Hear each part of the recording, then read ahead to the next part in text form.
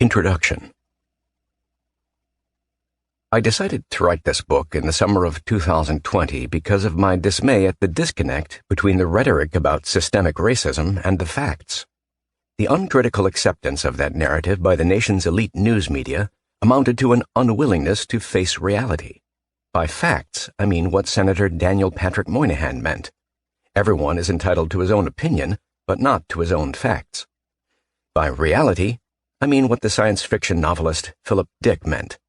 Reality is that which, when you stop believing in it, doesn't go away. I do not dispute evidence of the racism that persists in American life. Rather, I reject the portrayal of American society and institutions as systemically racist and saturated in white privilege. What follows is a data-driven discussion of realities that make America a more complicated and much less racist nation than its radical critics describe.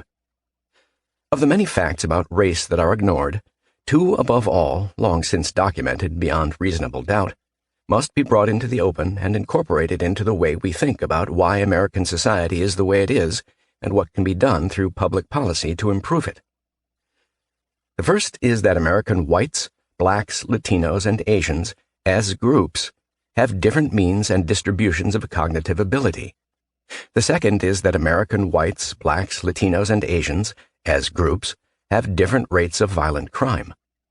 Allegations of systemic racism in policing, education, and the workplace cannot be assessed without dealing with the reality of group differences. There is a reason that reality is ignored. The two facts make people excruciatingly uncomfortable. To raise them is to be considered a racist and hateful person. What's more, these facts have been distorted and exploited for malign purposes by racist and hateful people. What then is the point of writing about them? Aren't some realities better ignored? The answer goes to a much deeper problem than false accusations of systemic racism. We are engaged in a struggle for America's soul. Facing reality is essential if that struggle is to be won. Chapter 1. The American Creed Imperiled. It has been our fate as a nation not to have ideologies but to be one. Richard Hofstadter. America's founding ideals, America's soul, used to be called the American Creed. The Creed's origin is the first sentence of the second paragraph of the Declaration of Independence. We hold these truths to be self-evident, that all men are created equal, and that they are endowed by their Creator with certain unalienable rights. In Samuel Huntington's words, the Creed embodies the political principles of liberty, equality, democracy, individualism, human rights, the rule of law, and private property. Europeans who looked with hope to America in the 19th century grasped a simpler meaning. In America, they would be the equals of anyone else, equal before the law, and possessing the same inherent human dignity as anyone else. In America, they would be judged on who they were as individuals, not by what social class they came from or how they worshipped God. That promise drew immigrants by the millions who believed that in America you could go as far as your own hard work and talent would take you. Our history is riddled with failures to achieve our ideal, starting with the Declaration's failure to condemn slavery, but the American Creed itself has always been powerful. Over the course of the 19th century, both the abolitionist and the feminist movements drew their moral authority and their ultimate successes from appeals to live up to the American Creed. In the early 1940s, writing in his landmark book, An American Dilemma, the Swedish economist Gunnar Myrdal capitalized the term and marveled at the Creed's continuing universality. Even a poor and uneducated white person in some isolated and backward rural region in the Deep South who is violently prejudiced against the Negro and intent upon depriving him of civic rights and human independence has also a whole compartment in his valuation sphere housing the entire American creed of liberty, equality, justice, and fair opportunity for everybody, he wrote. That creed was what made America, America. Myrdal was writing a decade before the civil rights movement gained momentum in the mid-1950s. The most dramatic single moment of that crusade, Martin Luther King's I Have a Dream speech on the Washington Mall on August 28, 1963, evoked the American creed from start to finish. In a sense, we've come to our nation's capital to cash a check, King said near the opening. When the architects of our republic wrote the magnificent words of the Constitution and the Declaration of Independence, they were signing a promissory note to which every American was to fall heir. Reaching the peroration, he proclaimed his first dream, that the nation will rise up and live out the true meaning of its creed. We hold these truths to be self-evident, that all men are created equal. The iconic line from the speech, King's dream that his 4 children would one day not be judged by the color of their skin but the content of their character, was a reification of that creed. That speech was the capstone to a compelling appeal that had raised the consciousness, the phrase is appropriate for once, of white America over the course of the preceding decade. You have to be quite old to remember how uncomplicated it seemed to many of us, white and black alike, in 1963. African Americans had been wronged for centuries, during slavery and after. It was time to set things right. 10 months later, the Civil Rights Act of 1964 was signed by Lyndon Johnson. It had passed by overwhelming margins in both houses of Congress, with almost all of the opposition coming from Southern members. There. We had done it. We had set things right. Some who voted for the bill had misgivings about a few provisions. Titles 2 and 3, banning race discrimination in public accommodations and public facilities, entailed obvious restrictions on freedom of association. Title 7, on equal employment opportunity, made employers vulnerable to legal scrutiny if they didn't think in terms of groups. But in the floor debates and in the press, these provisions were described as one-time exceptions justified by the unique injustice done to African Americans. It's not as if the act would seriously infringe on traditional American freedoms. As Hubert Humphrey, the Senate's leading liberal, put it when discussing the section on employment discrimination, the wording of the bill does not limit the employer's freedom to hire, fire, promote, or demote for any reason, or no reason, as long as his action is not based on race, color, religion, national origin, or sex. The act had to be a good and necessary thing. As a college junior at the time, I certainly thought so. Nonetheless, a philosophical wedge had been driven between those who wanted strict adherence to the ideal of treating people as individuals, equal before the law, and those who advocated group-based policies as a way to achieve social justice. The Civil Rights Act of 1964 had added a caveat to the creed. Less than a year later, President Lyndon Johnson announced, "The next and profound stage of the battle for civil rights, namely, not just equality as a right and a theory, but equality as a fact and equality as a result." It marked the beginning of a process whereby the founding ideals of the American creed were recast as the struggle for social justice. Title VII of the law was interpreted as permitting preferential consideration for African Americans in admissions to colleges and in employment, and it turned out not to be merely a one-time exception to remedy a unique injustice. Group-based exceptions for special treatment were widened to include not only women but also the physically disabled, the mentally disabled, the elderly, and eventually homosexuals. The gap between liberal and conservative interpretations of the creed widened as well. The term itself fell out of use. The 21st century saw the growth of a new ideology that repudiated the American creed altogether. It began in academia as intersectionality and critical race theory conjoined with a bastardized vision of socialism.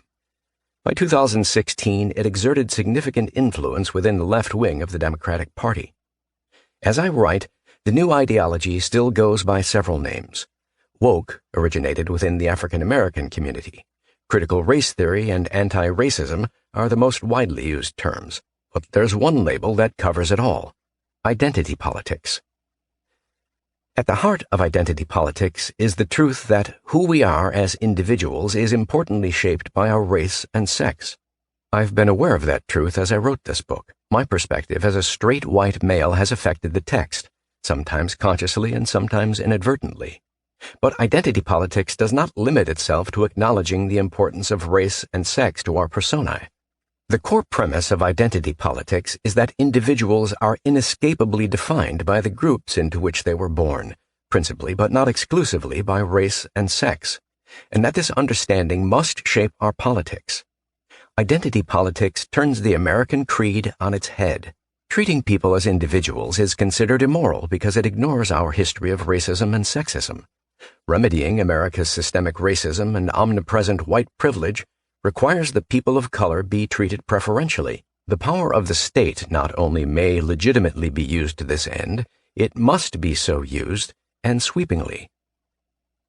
I didn't take identity politics seriously for a long time. I thought that the Academy was once again indulging its fondness for recreational radicalism. Surely no one outside academia, except the extreme left, would pay much attention. I was wrong.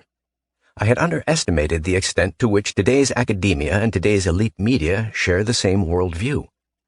I had underestimated the intolerance of dissent that went with the movement, and how effectively that intolerance could stifle opposition from moderate liberals. In 2019, the campaign season for the Democratic presidential nomination began. By the end of the year, it was clear that identity politics had become the consensus ideology of the left wing of the Democratic Party, not just the most extreme elements. Some of the Democratic candidates openly embraced identity politics.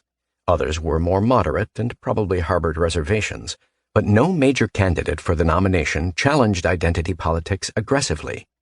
When the protests and riots over the death of George Floyd erupted in the summer of 2020, identity politics demonstrated how far it had spread and how much influence it wielded, not only over the Democratic Party and academia, but over corporate America too, as famous companies scrambled to condemn their own white privilege and promised to make amends. The new administration came to office in January 2021 with the support of American elites who had largely accepted that the ideals of colorblindness and America as a melting pot were not just outdated, they were evidence of the racism still embedded in the white consciousness. Within a week of his inauguration, President Biden signed 4 executive orders intended to promote racial equity, promising that we're going to make strides to end systemic racism, and every branch of the White House and the federal government will be part of that.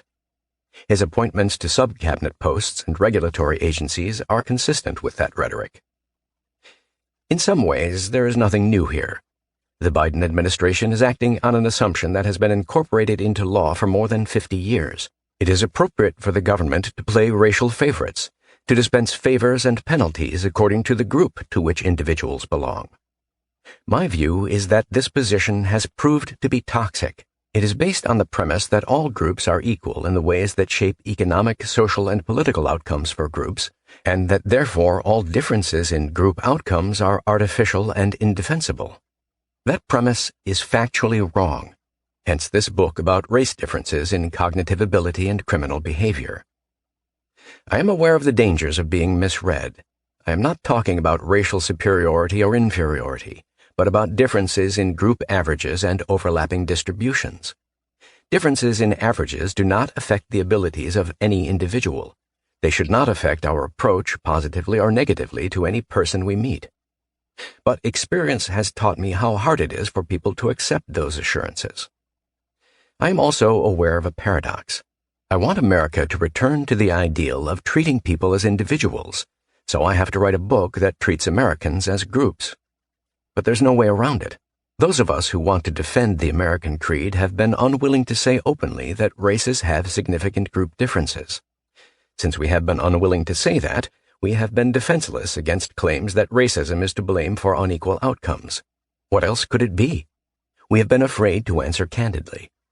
Because we have not talked openly about group differences, we have kidded ourselves that the differences are temporary and can be made to go away. The next big push, whether it takes the form of No Child Left Behind in 2001 or a campaign to root out systemic racism in 2021, will change things. We've been saying that since the War on Poverty in 1965. It has allowed us to evade our moral obligation to treat others as individuals, even though mean differences between groups are a reality and will be with us indefinitely. I've been having conversations about that moral obligation for decades. It has been disquieting to see how few people can make themselves confront it. The differences must be temporary. If they aren't, but they must be. Discarding that crutch is essential. The more intractable the group differences, the more imperative the moral obligation. This book is written for all the people with whom I've had those disquieting conversations, and the millions of others who think that group differences must be temporary. I've been unable to discern an ideological tilt. Well-meaning people on the right are as uncomfortable confronting the reality of group differences as well-meaning people on the left. But one audience is a special priority for me. people on the center-left who are liberals in the tradition that extended from FDR through Bill Clinton and included Senator Joe Biden. I suspect that any liberals who have gotten this far are wondering if I can possibly be serious. Can't Murray see that America's problems are coming from the radical right, the people who stormed the Capitol 2 weeks before Biden's inauguration? That's partly true. What's happening on the right is half the national crisis that threatens America's soul, but the other half is what's happening with identity politics on the left. If you are on the center-left, the material in this book is unlikely to be treated accurately in the newspapers you read, the blogs you follow, your social media feeds, or the news that you watch or listen to. Be assured that nothing in this book will challenge your political principles with which I disagree. There's nothing here promoting my libertarian views on freedom or small government. I continue to hold those views. But in this book I argue from a center-right position, aiming to make common cause with people of other political persuasions in restoring an element of the American creed on which we agree. For whatever has happened with the progressive left, the importance of equality before the law and of treating people as individuals has historically been at the core of American liberal principles, just as it has been at the core of American conservative principles, no matter what has happened with the Trumpian right. As for the realities I describe, there's no way to sugarcoat them, and I decided not to try. But having described the realities we must face, I can try to convey the peril we are in if we ignore them. That is the subject of the concluding chapter.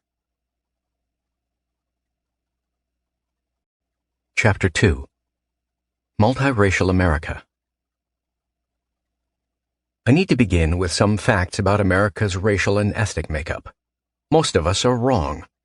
For example, most Americans estimate that blacks and Latinos are each around 30% of the population. Not even close. The Census Bureau's figures as of 2019 were 12.8% for blacks and 18.4% for Latinos. Table 1 in the downloadable PDF shows the racial and ethnic breakdown of the American population as reported in the American Community Survey, ACS, for 2019. Whether this profile bears any resemblance to your daily experience of America depends on where you live. If you live in a city of 500,000 people or more, it probably does. Otherwise, probably not. If you live in Corpus Christi, the percentage of Latinos in the table is far too low. If you live in Savannah, the percentage of blacks is far too low. If you live in Fargo, the percentage of whites is far too low.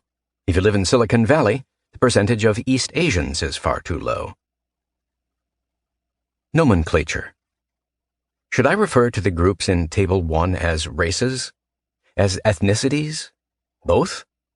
The question is particularly loaded in an age when race is widely argued to be a social construct, an artificial classification that marginalizes minorities but lacks a meaningful genetic foundation. Geneticists have dealt with this problem by dispensing with both race and ethnicity, and instead using the word population. They have found that they can accurately calibrate people's mix of ancestral heritages, whether they are popularly understood as races or ethnicities, by examining patterns of genetic variance. That's why commercial genetic testing companies such as 23andMe and Ancestry DNA can, in return for a fee, tell you the breakdown of your own racial heritage. The level of detail that geneticists can achieve depends on the number of genetic variants they include in the analysis.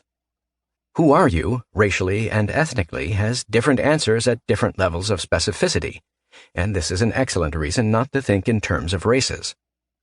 Yet the census data tells us that 96.6% of us self-identify with a single race. This unrealistically high percentage can be seen as a common-sense compromise between genetic precision and cultural reality. Taken as a group, self-identified whites have complicated mixes of European ethnicities but little racial ambiguity. In a large study based on 23andMe data, they had a mean of 98.6% European ancestry, 0.2% Native American ancestry, and 0.2% African ancestry, with the rest being other. Self-identified blacks in America have a significant white admixture, something that has roots in slavery and has been known anecdotally throughout American history. Starting in the 1950s, studies have attempted to measure that admixture, which estimates of mean European ancestry for blacks ranging from 7% to 23%. The best estimate of the current ethnic mix, produced by the Health and Retirement Study, which used a nationally representative sample of black Americans, is 82.1% Black, 16.7% white, and 1.2% Native American. Neither of the previous studies included Asians. Since a high proportion of today's American Asians are recent immigrants who arrived directly from their ancestral countries, it is likely that Asian ancestry among self-identified Asians is extremely high. Self-identified Latinos can be of any race if their family came to the United States from Latin America. That's why the Census Bureau asks two separate questions in its annual American Community Survey: whether the respondent is ethnically Latino or Hispanic, and what race the respondent identifies with. Note that the Census Bureau now gives equal billing to both labels. I choose Latino. In the 2019 ACS, 66% of all people who self-identified as Latino also self-identified as white, while 29% self-identified either as other single race or as a combination of two or more races not including white, Black, Asian, Filipino, or Polynesian. A fine-grained breakout of the ACS data on ethnic heritage gives clues about what other race that 29% of Latinos have in mind. Many Latinos who say they are of another single race or a combination of unnamed races are thinking of a specific people indigenous to Latin America, Mayan, for example, or are treating mestizo as a race. Mestizo is defined as the descendant of a mating of a European and a person indigenous to Latin America. But that mating may have occurred at any time since 1492. People with varying amounts of Spanish and indigenous ancestry have been intermarrying for so long that it is reasonable for them to believe that their racial composition now amounts to a distinct category. The answers to the Census Bureau's questions are consistent with the 23andMe genetic findings about Latinos. In that sample, the self-identified Latinos showed 65.1% European ancestry, 6.2% African ancestry, and 18.0% Native American ancestry, leaving 10.7% for the rest. But these numbers are far from evenly distributed across the self-identified Latinos. Approximately 60% of them had no African or Native American ancestry, meaning that most of those 60% had to have very high proportions of European ancestry. The published data don't permit me to be more precise than that. Meanwhile, Native American ancestry is by definition pre-Columbian indigenous ancestry. Combining the 18.0% average Native American ancestry with a substantial portion of the 10.7% unidentified ancestry, and the implication, consistent with the self-reports, is that a large proportion of Latinos have a substantial share of indigenous ancestry. They are mestizos. All this means that it is problematic to lump Latinos into a single group when analyzing either cognitive ability or crime. People who self-identify as Latino span the range from those who have been living in what is now the United States for centuries to first-generation immigrants, from Latinos who are genetically 100% European to Latinos who are 100% descendants of a specific indigenous pre-Columbian population. This brings me to my decisions about nomenclature. Almost all of us have some mixture of ethnic heritages, but more than 97% of us nonetheless identify with a single race that has a geographic origin. Furthermore, while it is appropriate for geneticists to discard the word race because of its semantic baggage, that same semantic baggage is an important aspect of American life. If I don't use the geneticist's solution, speaking of various populations in America, should I refer instead to races or ethnicities? Race works reasonably well for whites, blacks, and Asians. It doesn't accurately characterize Latinos. Rather than repeat race or ethnicity a few hundred times in the rest of this book, I decided to use race for Latinos as well, with the understanding that for them it is inadequate. What about the labels for the four populations that will be at the center of attention? White, Black, Latino, and Asian. When I'm discussing race in its political and cultural context, those labels are appropriate, and I will return to them in the concluding chapter with its intensely political and cultural analysis. I'm unhappy with the labels white and black for the four intervening chapters that discuss race differences in cognitive ability and crime. One of my goals is to demonstrate that it is possible to discuss these topics dispassionately, which, among other things, means stripping them of as many political and cultural distractions as possible. My message in those four chapters is that the existence of differences in test scores and the existence of differences in crime rates are facts that we do not have the option of denying. The existence of these differences has certain built-in effects on socio-economic reality that we do not have the option of denying. The facts and the reality remain true no matter what the causes of the differences might be or one's policy preferences for dealing with them. I hope you will come to agree that focusing on what is clarifying. White and black get in the way of that dispassion. The label white evokes one set of ancillary meanings for the woke and another for white nationalists. Capitalized black is the latest in a series of labels that have been considered respectful and correct at one time or another: colored, Negro, Afro-American, black, African-American, each of which evokes its own historical era. Whites pushed for the label Native American, but most of the people it was intended to please still call themselves Indians. I would like to jar us loose from the connotations that are associated with those labels to make it easier to look at some inflammatory issues with at least a little more detachment. Referring to populations A, B, C, and D would make the discussion too hard to follow. Instead, I substitute European for white, African for black, Latin for Latino, and Amerindian for Native American. Asian remains Asian. While writing those 4 chapters, I was often tempted to revert to the usual labels entirely. I suspect that many of you will often, or always, wish I had done so. There is something intuitively wrong about calling American whites Europeans, when American whites are so clearly not like Europeans in Europe. The same is true of American blacks compared to Africans living in Africa, American Latins living in the United States compared to Latins living in Latin America, and, for that matter, American Asians compared to Asians living in Asia. But every time I wished I could simply write whites or blacks, and then ask myself what would happen if I did, the answer was that whites or blacks would let the semantic baggage associated with those labels affect the interpretation of the sentence. Better that you be jarred, I decided, if it might improve my chances that you understand the sentence as I intended to be understood. America's racial profile then and now. America's racial history can be summarized in a few sentences. The United States saw sweeping ethnic changes in its population from the 1840s through World War I, as successive waves of Irish, German, Scandinavian, Italian, and Eastern European immigrants arrived. But with the exception of comparatively small Chinese and Japanese immigrations to the West Coast, all of those new groups were European. Thus, America experienced great ethnic roiling during the 19th century. Hostility toward new European ethnicities was widespread and virulent, but only small changes in its racial profile until the late 1960s.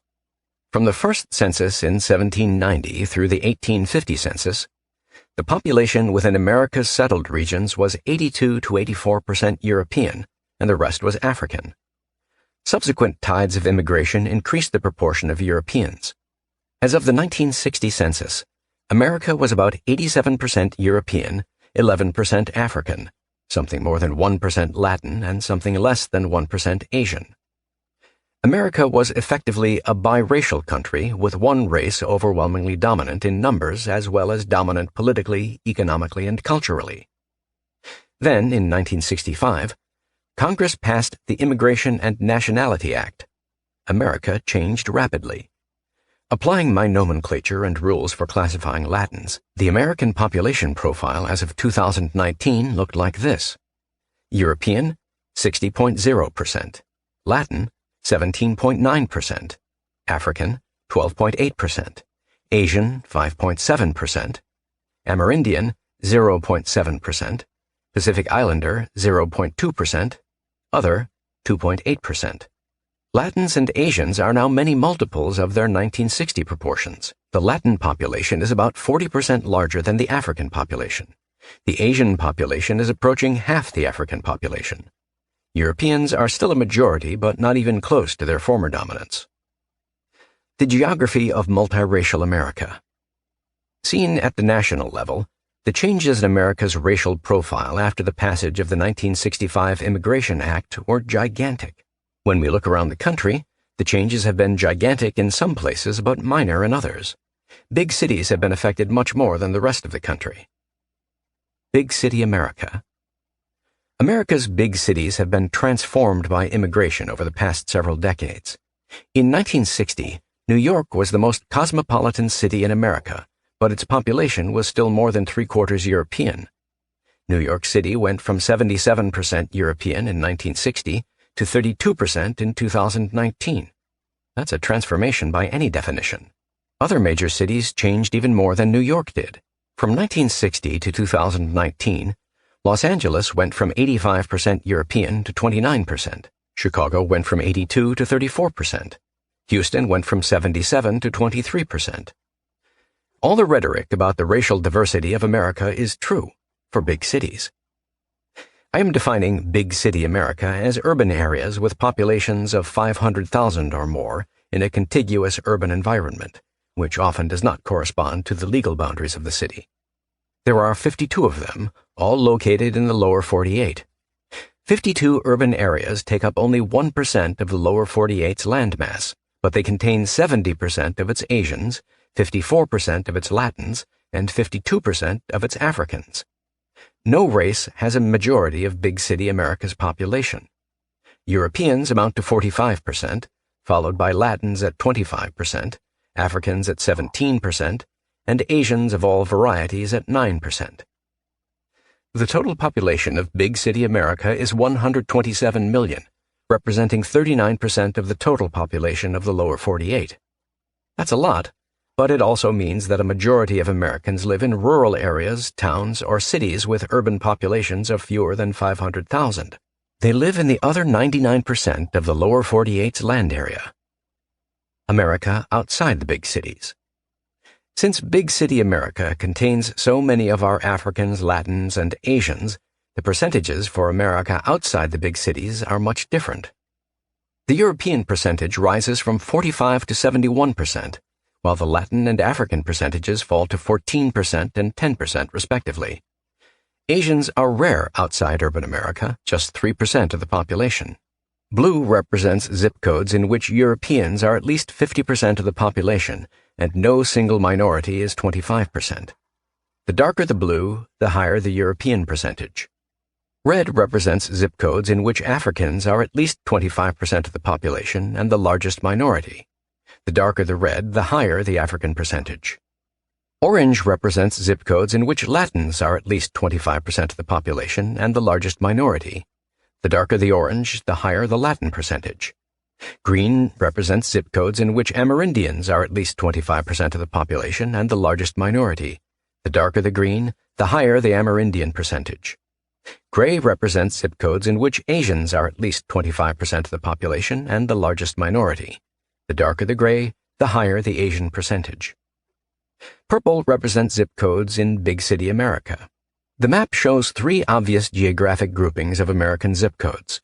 Africans in the states that once formed the Confederacy, Latins in the southern half of Florida, the Southwest, much of California, and a few other Western concentrations, and Europeans everywhere else. A less obvious grouping is the archipelago of zip codes with at least 25% Amerindians located on or near Amerindian reservations in the Southwest and Mountain West.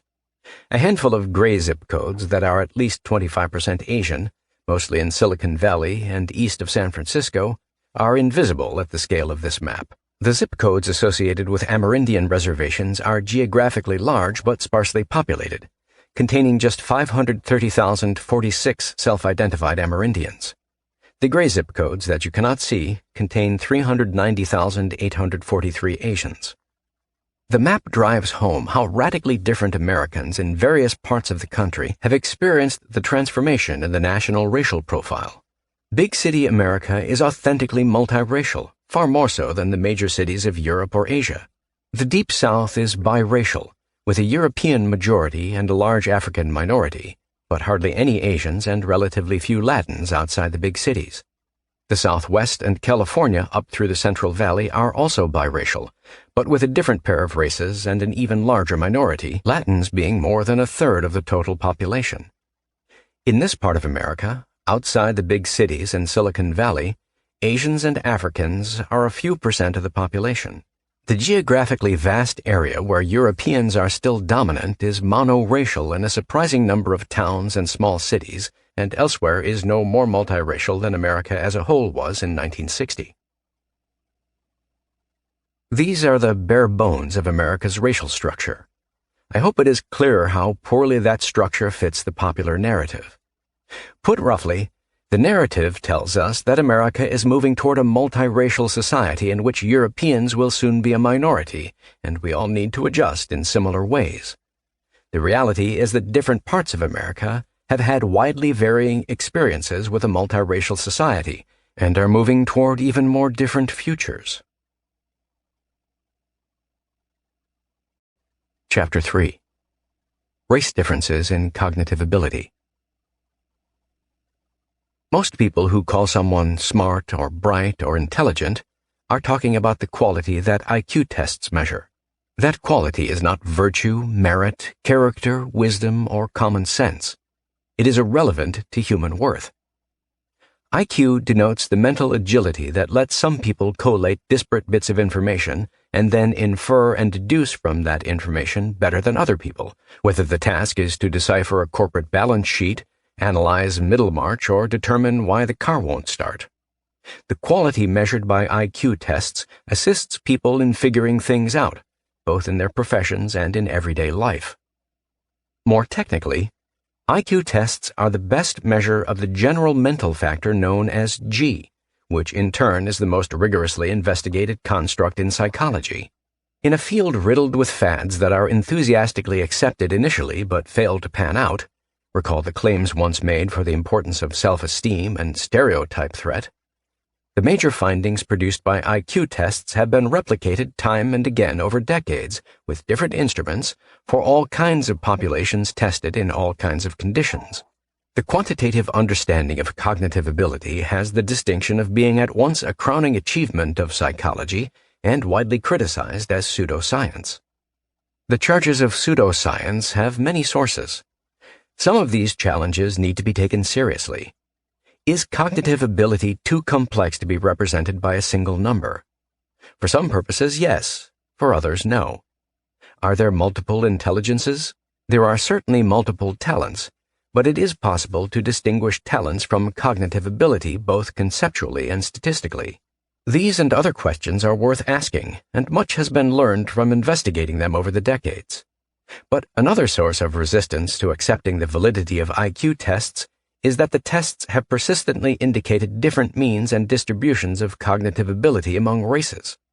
Many people today consider this unacceptable, so unacceptable that it cannot possibly be true. And yet it is. I have 3 contentions to defend. When African, Asian, Europeans, and Latins take tests that are related to cognitive ability, their group results have different means. Race differences between Africans and Europeans in cognitive test scores narrowed significantly during the 1970s and 1980s, but the narrowing stopped 3 decades ago. Scores on today's most widely used standardized tests, whether they are tests of cognitive ability or academic achievement, pass the central test of fairness. They do not underpredict the performance of lower-scoring groups in the classroom or on the job. Each of these is a statement of fact. To understand the evidence for them and why that evidence has been so strenuously resisted for so long, some historical context may be useful, including ways in which my own work has intersected with that history. A short history.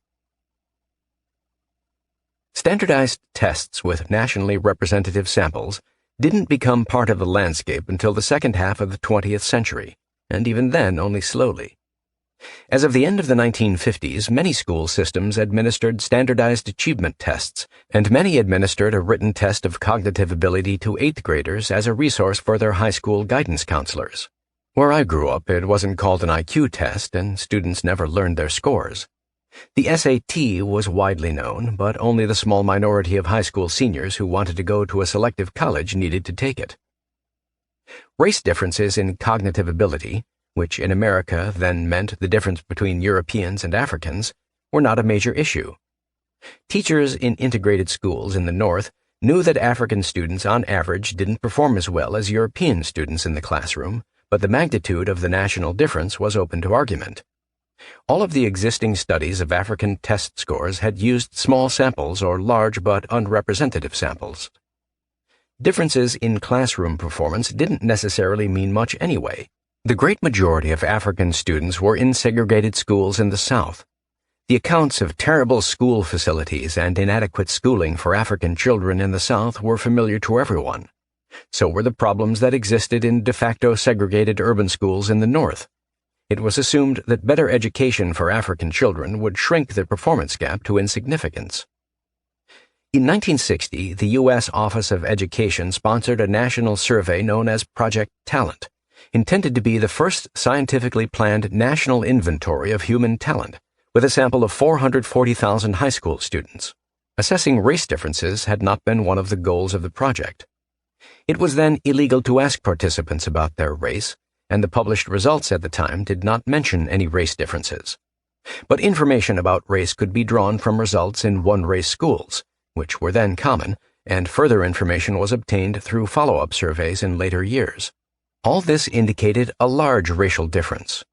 Exactly how large is uncertain, but it was around the equivalent of 19 to 23 IQ points.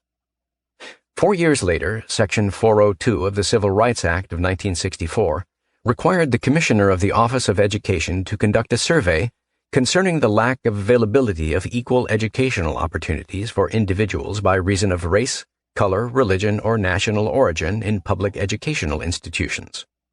The sample was massive. 645,000 students in 4,000 schools. The report of the results, known as the Coleman Report after its principal investigator, the sociologist James S. Coleman, was submitted in July 1966. This was a pivotal event in social science, representing the first important use of multivariative regression, a technique that has since become the workhorse of quantitative economic and sociological analysis. The Coleman Report published the racial means on the study's cognitive test battery. Subsequent analyses refined the results, finding that the European-African difference was about 15 points for 9th graders and 18 points for 12th graders. But the size of the difference in test scores was ignored in the midst of the consternation created by the Coleman Report's central conclusion that the quality of a school played almost no role in explaining the performance of African students. This was heresy. The point of the survey had been to prove that poor education was to blame for the problems of African students, and better education would be the solution. But the Coleman Report found that the far more important factors were aspects of a student's family background. The Coleman Report had no effect on policy. Congress had already passed the Elementary and Secondary Education Act in 1965, a year before the report was released, but among those who read and understood its analysis, the results were portentous. If you believed the Coleman analysis, you had reason to be skeptical that improvements in schooling would close the European-African gap in test scores. For the rest of the 1960s and throughout the 1970s, race differences in cognitive ability were seldom part of the policy conversation. A notable exception was Arthur Jensen's 1969 article in the Harvard Educational Review, arguing that educational programs were unlikely to close the gap because it was substantially genetic. But that was followed in 1972 by Christopher Jencks' Inequality, a reassessment of the effect of family and schooling in America, which made the case for environmental explanations of the gap. Policy analysts embraced Jencks' analysis and dismissed Jensen's. In any case, everyone knew that results of cognitive tests were irrelevant because the tests were so culturally biased against Africans. As a policy analyst just beginning his career, I shared those positions. In 1977, for example, I was conducting an evaluation of a Chicago program to divert chronic male delinquents from reform schools. I spent a few weeks in the headquarters of the Juvenile Division of the Illinois Department of Corrections in St. Charles, Illinois, laboriously transferring information from each boy's record to my database. Each record included a score on the Stanford-Binet IQ test, just 2 or 3 digits to write down. But almost all of the boys were African, so I didn't bother to do it. I knew those numbers were uninterpretable. A few years later, I read Arthur Jensen's Bias in Mental Testing, documenting that the major tests were not biased against minorities. By the time I wrote Losing Ground, published in 1984, I no longer thought that African test scores were uninterpretable, nor was I oblivious to the size of the differences in scores. Much of the chapter about education was devoted to discussing those differences. But I still thought that better education was the answer. Whereas I was pessimistic about the potential of federal social programs to do good in most arenas, I thought the one exception was school vouchers, especially for parents who were already actively engaged in overseeing their children's education. I suggest that when we give such parents vouchers, we will observe substantial convergence of black and white test scores in a single generation, I wrote, confident that I was right. During the 1980s, a number of new studies gave reason to think that things were getting better, even without a school voucher program. When Richard Herrnstein and I were writing the bell curve in the early 1990s, we included encouraging signs that the European-African test score difference was diminishing, though we were worried about signs that the narrowing had stalled. By the time George W. Bush came into office in 2001, the stalling had continued for more than a decade. The new president, encouraged by his experience with educational reforms in Texas, got the support of Senator Ted Kennedy to pass the bipartisan No Child Left Behind bill, with its goal of bringing all, yes, all children to proficiency in reading and math by 2014. Progress was to be measured by regular standardized tests, and schools that failed to make progress were subject to penalties. The spotlight was now on K-12 test scores. The difficulties in raising test scores that had been worrying a comparatively few academics now became a topic in the media. In the first half of the 2000s, the public schools were convulsed with efforts to push borderline students over the threshold of proficiency. But the promised rise in African test scores failed to materialize. During the last half of the decade, most schools and the Federal Department of Education alike tacitly admitted defeat. The question of test score differences had gotten more complicated during that decade. It was no longer a story of just African test scores, but Latin and Asian test scores as well. Latins also lagged behind Europeans, though by less than Africans did. But Asians did better than Europeans. A statement of the current race differences in cognitive ability is correspondingly more complicated. The studies.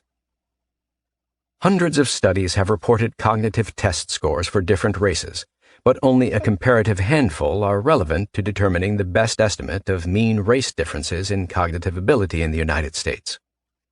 To qualify for the inventory of studies I assembled, a study had to meet 3 criteria. First, it must have been designed to yield nationally representative results through its sample structure or through weights that could be attached to the participants' scores. Second, the study's cognitive tests must have included measures of both verbal and mathematical or visuospatial skills. Third, the persons in the sample in the study must have reached the onset of adolescence. Operationally, this worked out to samples in which the youngest member was at least 12 years old, with one exception for which a few members of the sample were only 11. The reason for the age restriction is that my objective is to estimate mean race differences among adults.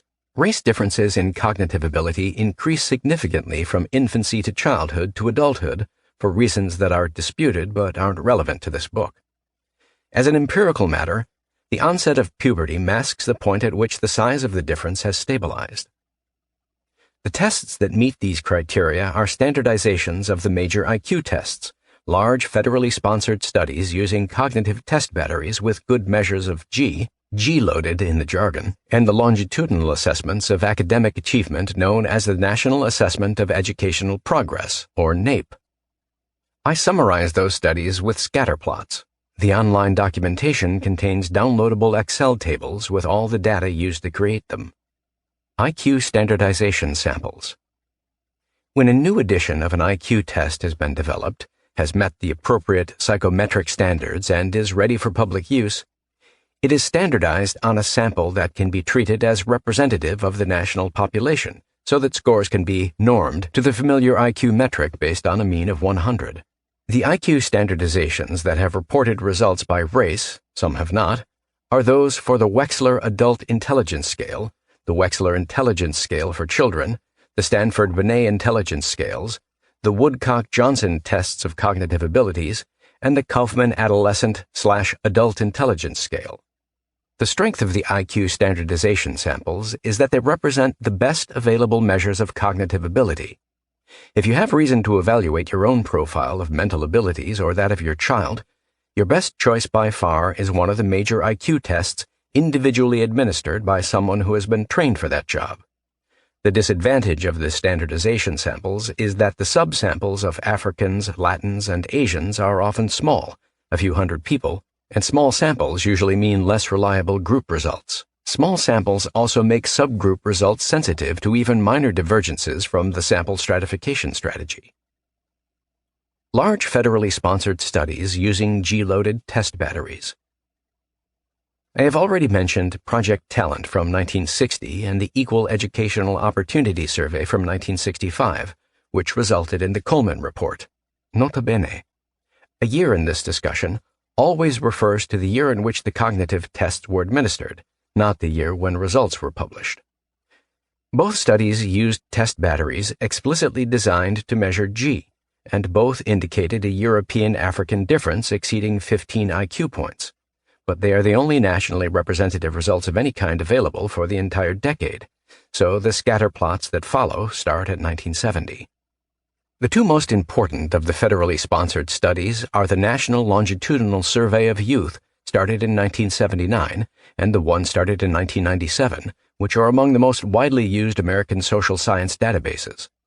The cognitive tests they employed were administered in 1980 and 1998, respectively. Both studies used the Armed Forces Qualification Test, AFQT, a highly G-loaded test battery. In 1972, the National Center for Education Statistics launched the first in a series of nationally representative longitudinal studies, the National Longitudinal Study of the High School Class of 1972. It was followed by High School and Beyond in 1980. I used two cohorts from that study, one tested in 1980 and the other tested in 1982, the National Education Longitudinal Study of 1988, the Education Longitudinal Study of 2002, and the High School Longitudinal Study of 2009. The 1988 and 2002 studies used only tests of reading and mathematics and are classified with NAEP as achievement tests. The 2009 study administered only a mathematics test and does not qualify for the inventory. The National Assessment of Educational Progress. NAEP is a congressionally mandated program administered by the National Center for Education Statistics. It periodically tests large and nationally representative samples of students in the 4th, 8th, and 12th grades. NAEP's purpose is to measure educational achievement. It has occasionally administered other tests on subjects such as science and civics, but the core NAEP examinations consist of a reading test and a math test. Despite its stated goal of measuring academic achievement, the NAEP reading and math tests are inevitably correlated with G, as are all academic achievement tests. However, academic achievement tests are less complete measures of G than IQ tests. There's more to cognitive ability than reading and math. Add in highly G-loaded tests of related but distinct abilities, and the differences between groups that are revealed are likely to become larger. The implication is that race differences on the NAEP tests, the NELS 88 and the ELS 2002, are probably smaller than they would have been if an IQ-like test battery had been administered. Furthermore, NAEP does not administer both math and reading tests to the same students, so the two scores cannot be combined into a composite score, as is done in the other studies. Rather than engage in the statistical assumptions that would have been necessary to combine the NAEP reading and math scores, I computed the race differences using the known means and standard deviations for the reading and math scores separately, and then used the mean of those two differences to represent the race difference. Using the mean of the two scores tends to underestimate the difference, as explained in the note. One other wrinkle of the NAEP scores is that the National Center for Education Statistics sponsors two series of tests: the regular NAEP tests, which may be modified from year to year to reflect developments in the high school curriculum, and the tests administered as part of the long-term trend assessment program, designed to be consistent over time. Every NAEP test, whether part of the standard administrations or the long-term trend assessment, consists of a large nationally representative standalone sample using technically excellent tests of math and reading. If no other issues were involved, I would have included all of the administrations in the analysis, but some had to be omitted for reasons explained in the online documentation. Interpreting the scores. In the pages to come, I refer to cognitive tests that use different scoring systems. There's a way to compare them using means and standard deviations to create what are known as standard scores or Z-scores. They're useful once you become familiar with them, But most readers are more likely to be familiar with IQ scores, so I will use the IQ metric to describe cognitive ability whenever I'm describing means taken from a nationally representative sample. In Chapter 5, when I'm dealing with the unrepresentative samples of students who self-select to take admissions tests for college and professional schools, the SAT, ACT, GRE, MCAT, and LSAT, I use standardized scores. When I refer to mean differences among races, I express the difference in terms of standard deviations, with the abbreviation SD. If that term is new to you, the note gives you a primer. Here are the basics. A standard deviation is a measure of how spread out a set of scores is. In essence, it is the typical difference between the individual numbers in a set and the mean for that set. Z-scores are normed to have a mean of 0 and a standard deviation of 1. IQ scores are normed to have a population mean of 100 and a standard deviation of 15.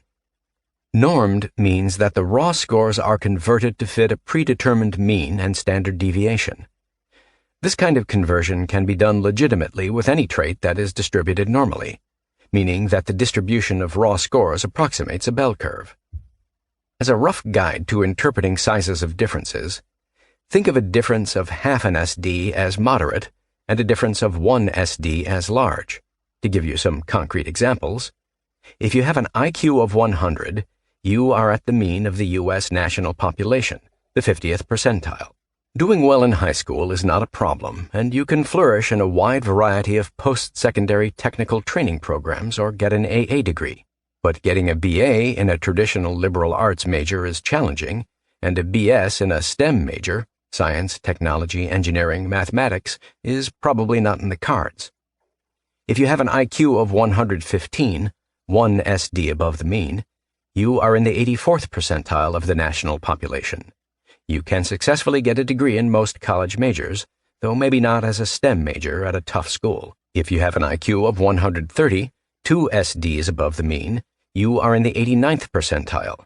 You meet a common definition of gifted. If you have an IQ of 145, 3 SDs above the mean, you are in the top 10th of the top percentile, and can probably get a PhD in any discipline that attracts you. If you have reasonable interpersonal skills to go with your cognitive ability, you will be avidly courted by employers. If your skills tilt toward math or programming, many hedge funds and Silicon Valley companies will be indifferent to your interpersonal skills. They'll offer you riches regardless. Expressing comparisons in terms of percentiles can be useful, which is why I sometimes report them. But when the objective is to express differences between groups, percentiles can be misleading because the effective width of a percentile becomes greater as it gets further from the mean. For example, 2 students at the 43rd and 56th percentiles of cognitive ability are 13 percentiles apart and about 5 IQ points apart, a difference of 0.33 SDs. Substantively, the difference in cognitive ability between the 2 students is so small that even the most perceptive teachers cannot easily guess which student has which score. Now consider 2 students at the 86.9th and 99.9th percentiles. They too are exactly 13 percentiles apart, but their respective IQs are 117 and 146, a difference of 1.93 SDs. Unless there is a misleading personality factor, a perceptive teacher will know without a doubt which student has which score after the first day, perhaps after the first 15 minutes. If you're not convinced, here's another example. A score that puts someone at the 99th percentile is obviously high, and it is natural to think it doesn't make a lot of difference to get more precise. But that's illusory. Every starter on every men's basketball team for every major university in the country is probably in the 99th percentile on a scale of male basketball ability, but that's the same percentile that LeBron James is in. Percentiles are grossly inadequate for conveying differences in performance at the high end. The differences.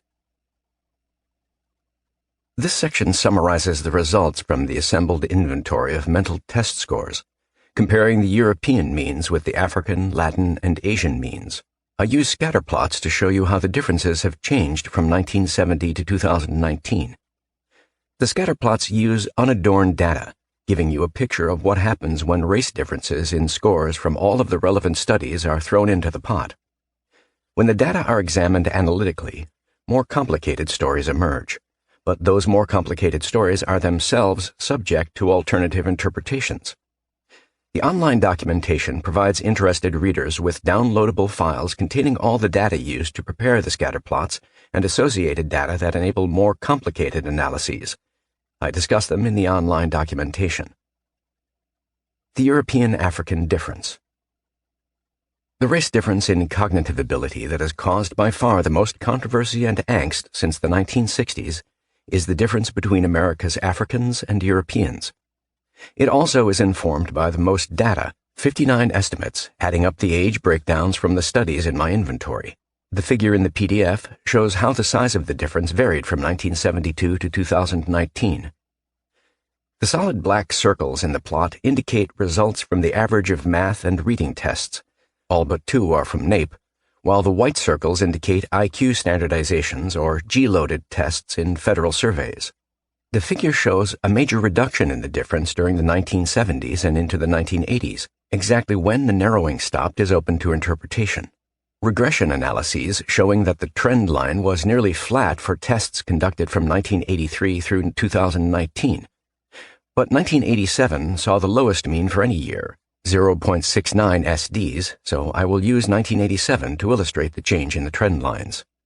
Suppose you had been analyzing these data near the end of the 1980s and had all the information in the graph through 1987.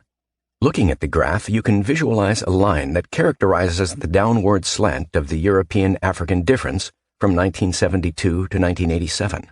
The statistically best possible straight line is one that minimizes the error over the whole set of observations, even though the line seldom passes through the exact value of any given observation. The best line for the European-African difference is represented by the downward-sloping gray line. Its values for 1972 and 1987 are 1.33 SDs and 0.87 SDs respectively, representing a reduction of a third from the 1972 difference. You would have had excellent reason for optimism. As the dotted extension of the line shows, the European-African gap in test scores would have gone to 0 by 2015 if that trend had continued, but it did not. The nearly flat gray line represents the trend from 1987 through 2019. A more optimistic story emerges when the test results are analyzed separately by program. For example, both sets of NAEP administrations show a declining European-African difference from the late 1990s through the most recent administrations. On the other hand, the NAEP reductions come after the increases in the early 1990s, so the net differences are larger for both 8th graders and 12th graders than they were at their low point in the late 1980s. I hope to deflect potential debates about trends over time by using an estimate of the current difference that is conservative in 2 respects. First, the estimate is based on tests administered from 2010 to 2019, when European-African differences have been at their smallest since the late 1980s. Second, 9 of the 10 tests during that period are academic achievement tests, meaning that 9 of 10 measures tend to understate differences in G that would be revealed by full-scale cognitive test batteries. The mean of the 10 measures of the European-African estimate works out to 0.85 SDs. The European-Latin difference. The European-Latin difference in mental test scores is consistently smaller than the European-African difference, but it remains substantial. I have drawn a linear trend line to help organize your view of the history, but obviously the story is more complicated than that. Notably, the difference increased during the 1990s, then resumed its decline in the early 2000s. The fitted values for the European-Latin difference in 1972 and 2019 are 0.87 SDs and 0.63 SDs respectively, a reduction of 28%. The decline shows no signs of ending. I have no satisfactory explanation for the rise in the difference during the 1990s. A close examination of changes in the nature of the Latin immigrant pool over that period might give some clues. The mean difference in the 11 test results during the 2010s is 0.62 SDs, and that will serve as my estimate of the current European-Latin difference. The European-Asian difference. When Richard Herrnstein and I were writing the bell curve in the early 1990s, Our assessment was that Asians had a higher mean IQ than Europeans, but the fragmentary data then available made that conclusion quite tentative. By now, the evidence has piled up and is conclusive. On average, Asians outscore Europeans, Africans, and Latins. This graph has something new. Negative values on the vertical axis, which are needed to show when Asians have a higher mean test score than Europeans. The farther below zero, the larger the Asian advantage. The generally small but irregular European-Asian difference into the 1990s is typical of the spread of results when sample sizes are small, as they were for some of those tests. But a more important explanation, albeit speculative, is that large-scale Asian immigration began in the 1970s with large numbers of Vietnamese refugees whose children were still being acculturated to America and used English as their second language when they took the NAEP in the 1980s. Subsequent Asian immigration has drawn heavily from highly educated East Asians and South Asians. The more consistent results from the mid-1990s onward could reflect a more consistently talented immigrant pool. The trend line is based on 1995 to 2019, when the fitted values of the European-Asian difference went from 0.09 SDs to minus 0.39 SDs, a remarkable net change of nearly half a standard deviation in 24 years. The estimate of the current European-Asian difference, like the others, uses tests from the 2010s, which averaged minus 0.30 SDs. Estimates of the current differences. Using tests administered during the 2010s, which in effect means NAEP, the mean European-African difference was 0.85 SDs, the mean European-Latin difference was 0.62 SDs, and the mean European-Asian difference was minus 0.30 SDs. Assuming a mean of 100 and SD of 15 for IQ, the corresponding equivalents in IQ points are 12.75, 9.30, and 4.50 respectively. My estimate of European IQ is the mean of the 4 IQ standardizations from the 2000s, which works out to 103.35. Thus, we are left with mean IQ estimates of 90.60 for Africans, 94.05 for Latins, and 107.85 for Asians. Rounding estimated IQ to the nearest whole number, here are the means and their percentiles in the national distribution that I will use for the rest of the book. European, estimated mean IQ 103, Z-score equivalent 0.20, percentile equivalent 58. African, estimated mean IQ 91, Z-score equivalent minus 0.60, percentile equivalent 27.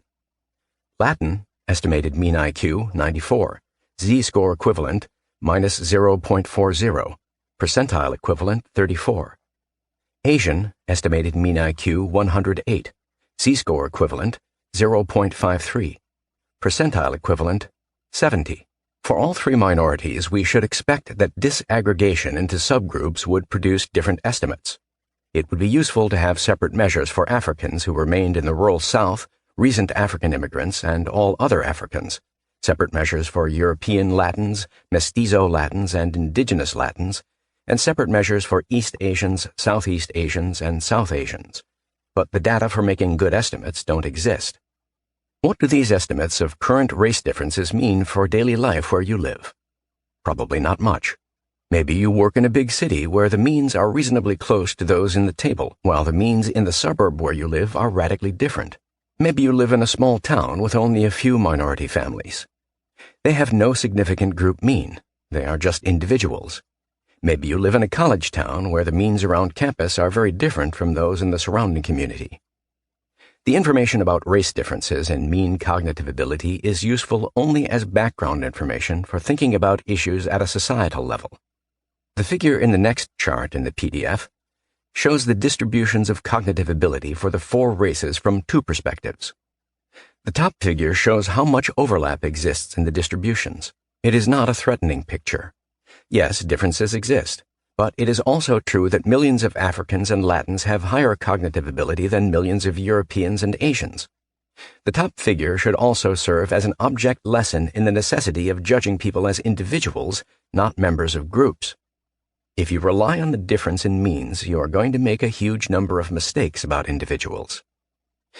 The bottom figure shows why race differences in cognitive ability nonetheless have consequences for the society as a whole.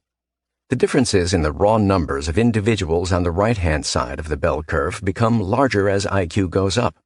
Among people of the four races with IQs of 100, 70% are European or Asian. For IQs of 115, 85%. For IQs of 125, 90%. For IQs of 140, 96%.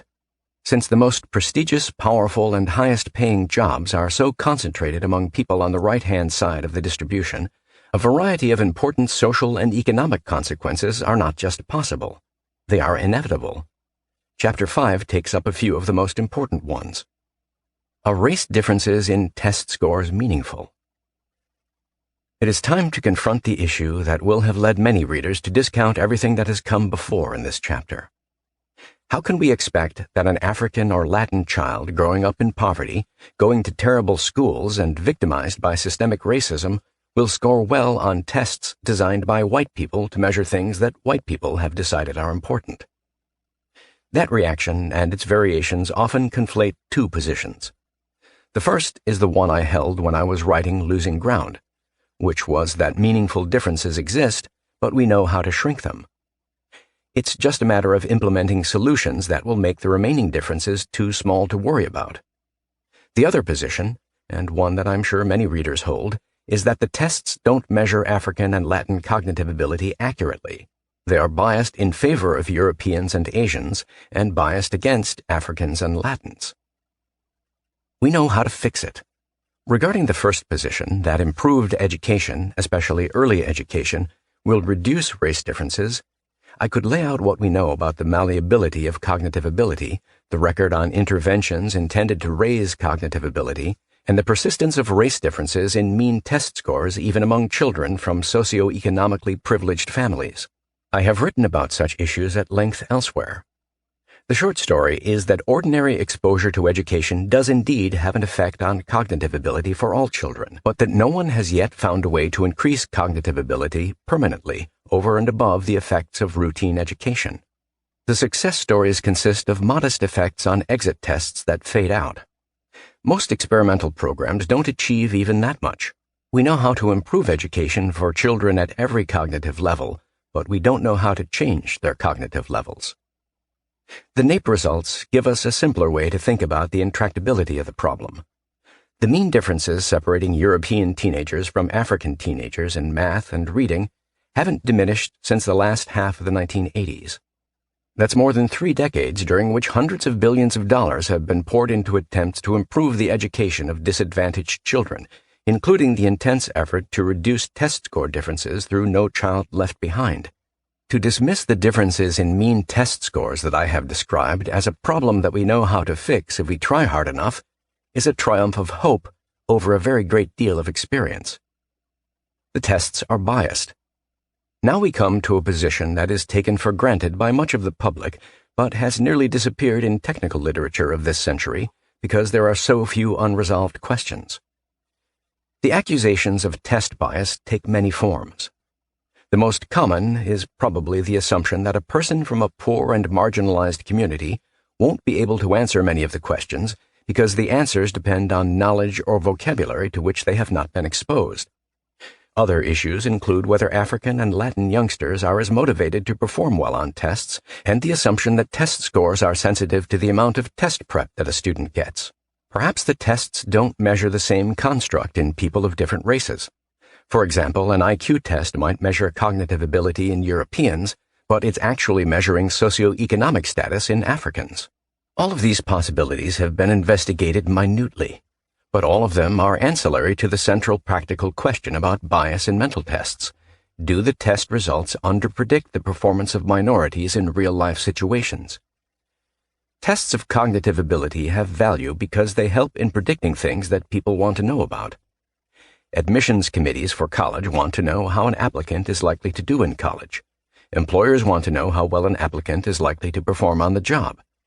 Whatever the combination of sources of test bias might be, genuine bias against a minority will show up in a way that leaves no room for doubt. It will underpredict the test taker's performance in the classroom or on the job. Whether predictive validity is the same for the different groups can be subjected to rigorous statistical scrutiny, and it has been, repeatedly. The results are unambiguous whether the thing being predicted is grades in school or performance on the job. The major tests do not underpredict the performance of Africans or Latins. Just because a test doesn't underpredict minority performance doesn't exclude the possibility of other problems.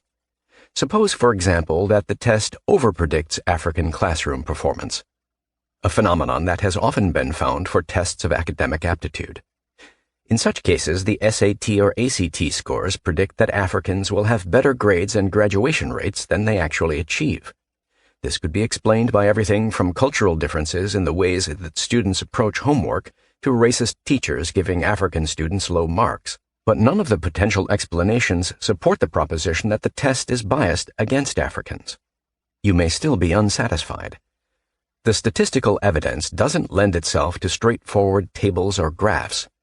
I can, however, give you some concrete evidence of how solid the professional consensus is. In 1995, in the wake of the controversy over the bell curve, the American Psychological Association established a task force of 11 of the nation's most eminent scholars of cognitive ability. They represented a wide range of theoretical perspectives. The disagreements that those 11 had among themselves about cognitive ability and testing were many and deep. Their assignment was to prepare a summary of the state of knowledge regarding the measurement of intelligence that all of them could agree on. They did so, unanimously signing off on their report with no minority dissents. The following is the entirety of what the task force wrote about test bias. It is often argued that the lower mean scores of African Americans reflect a bias in the intelligence tests themselves. This argument is right in one sense of bias, but wrong in another. To see the first of these, consider how the term is used in probability theory. When a coin comes up heads consistently for any reason, it is said to be biased, regardless of any consequences that the outcome may or may not have. In this sense, the black/white score differential is ipso facto evidence of what may be called outcome bias. African Americans are subject to outcome bias not only with respect to tests, but along many dimensions of American life. They have the short end of nearly every stick: average income, representation in high-level occupations, health and health care, death rate, confrontations with the legal system, and so on. With this situation in mind, some critics regard the test score differential as just another example of a pervasive outcome bias that characterizes our society as a whole. Although there is a sense in which they are right, this critique ignores the particular social purpose that tests are designed to serve. From an educational point of view, the chief function of mental tests is as predictors.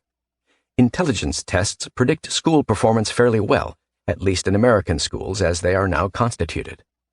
Similarly, achievement tests are fairly good predictors of performance in college and postgraduate settings. Considered in this light, the relevant question is whether the tests have a predictive bias against blacks. Such a bias would exist if African American performance on the criterion variables, school achievement, college GPA, etc., were systematically higher than the same subject's test scores would predict. This is not the case. The actual regression lines, which show the mean criterion performance for individuals who got various scores on the predictor, for blacks do not lie above those for whites. There is even a slight tendency in the other direction. Considered as predictors of future performance, the tests do not seem to be biased against African Americans. The language of testing is a standard form of English with which some blacks may not be familiar. Specific vocabulary items are often unfamiliar to black children. The tests are often given by white examiners rather than by more familiar black teachers. African Americans may not be motivated to work hard on tests that so clearly reflect white values. The time demands of some tests may be alien to black culture. Similar suggestions have been made in connection with the test performance of Hispanic Americans. Many of these suggestions are plausible, and such mechanisms may play a role in particular cases. Controlled studies have shown, however, that none of them contributes substantially to the black/white differential under discussion here. Nothing in the literature in the 26 years since the task force issued its report has successfully challenged these findings. If this is still too obscure to be persuasive, there is an easier way to think about whether tests are biased against Africans and Latins. It's not just psychometricians who analyze these things. All of the top colleges have quantified expectations of the students that they accept. They keep track of how students perform relative to those expectations. If any of these colleges had any evidence whatsoever that their African or Latin students outperformed the expectations based on their SAT or ACT scores, they would have publicized it in every way possible as evidence of excellence in educating minorities. You may know inspiring true stories about individual African or Latin students who have done well in college despite disadvantages they had to overcome, but you won't have seen such stories about African or Latin students as a group. Many African and Latin students are admitted to selective colleges with low test scores. College administrators would be ecstatic if those low scores turned out to be illusory for those students as a group. They aren't. That's what lies behind the bloodless finding in the technical literature that the predictive validity of test scores is the same for different races. If it weren't true, you would have heard about it long ago. The movement to get colleges to stop using the SAT, ACT, and GRE is gaining ground.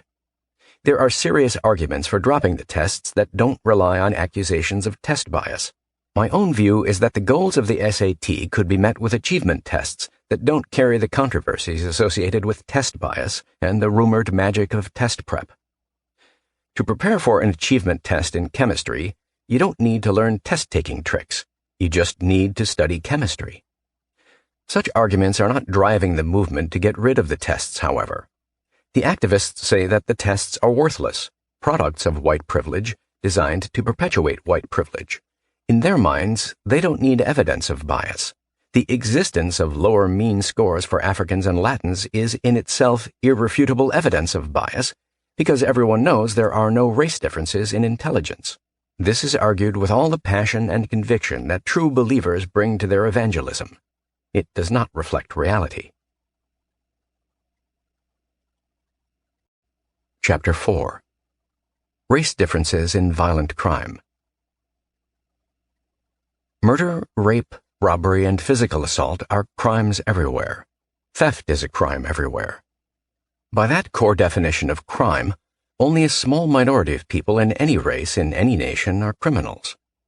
Every race has such a minority and also a subset of that minority who are chronically criminal.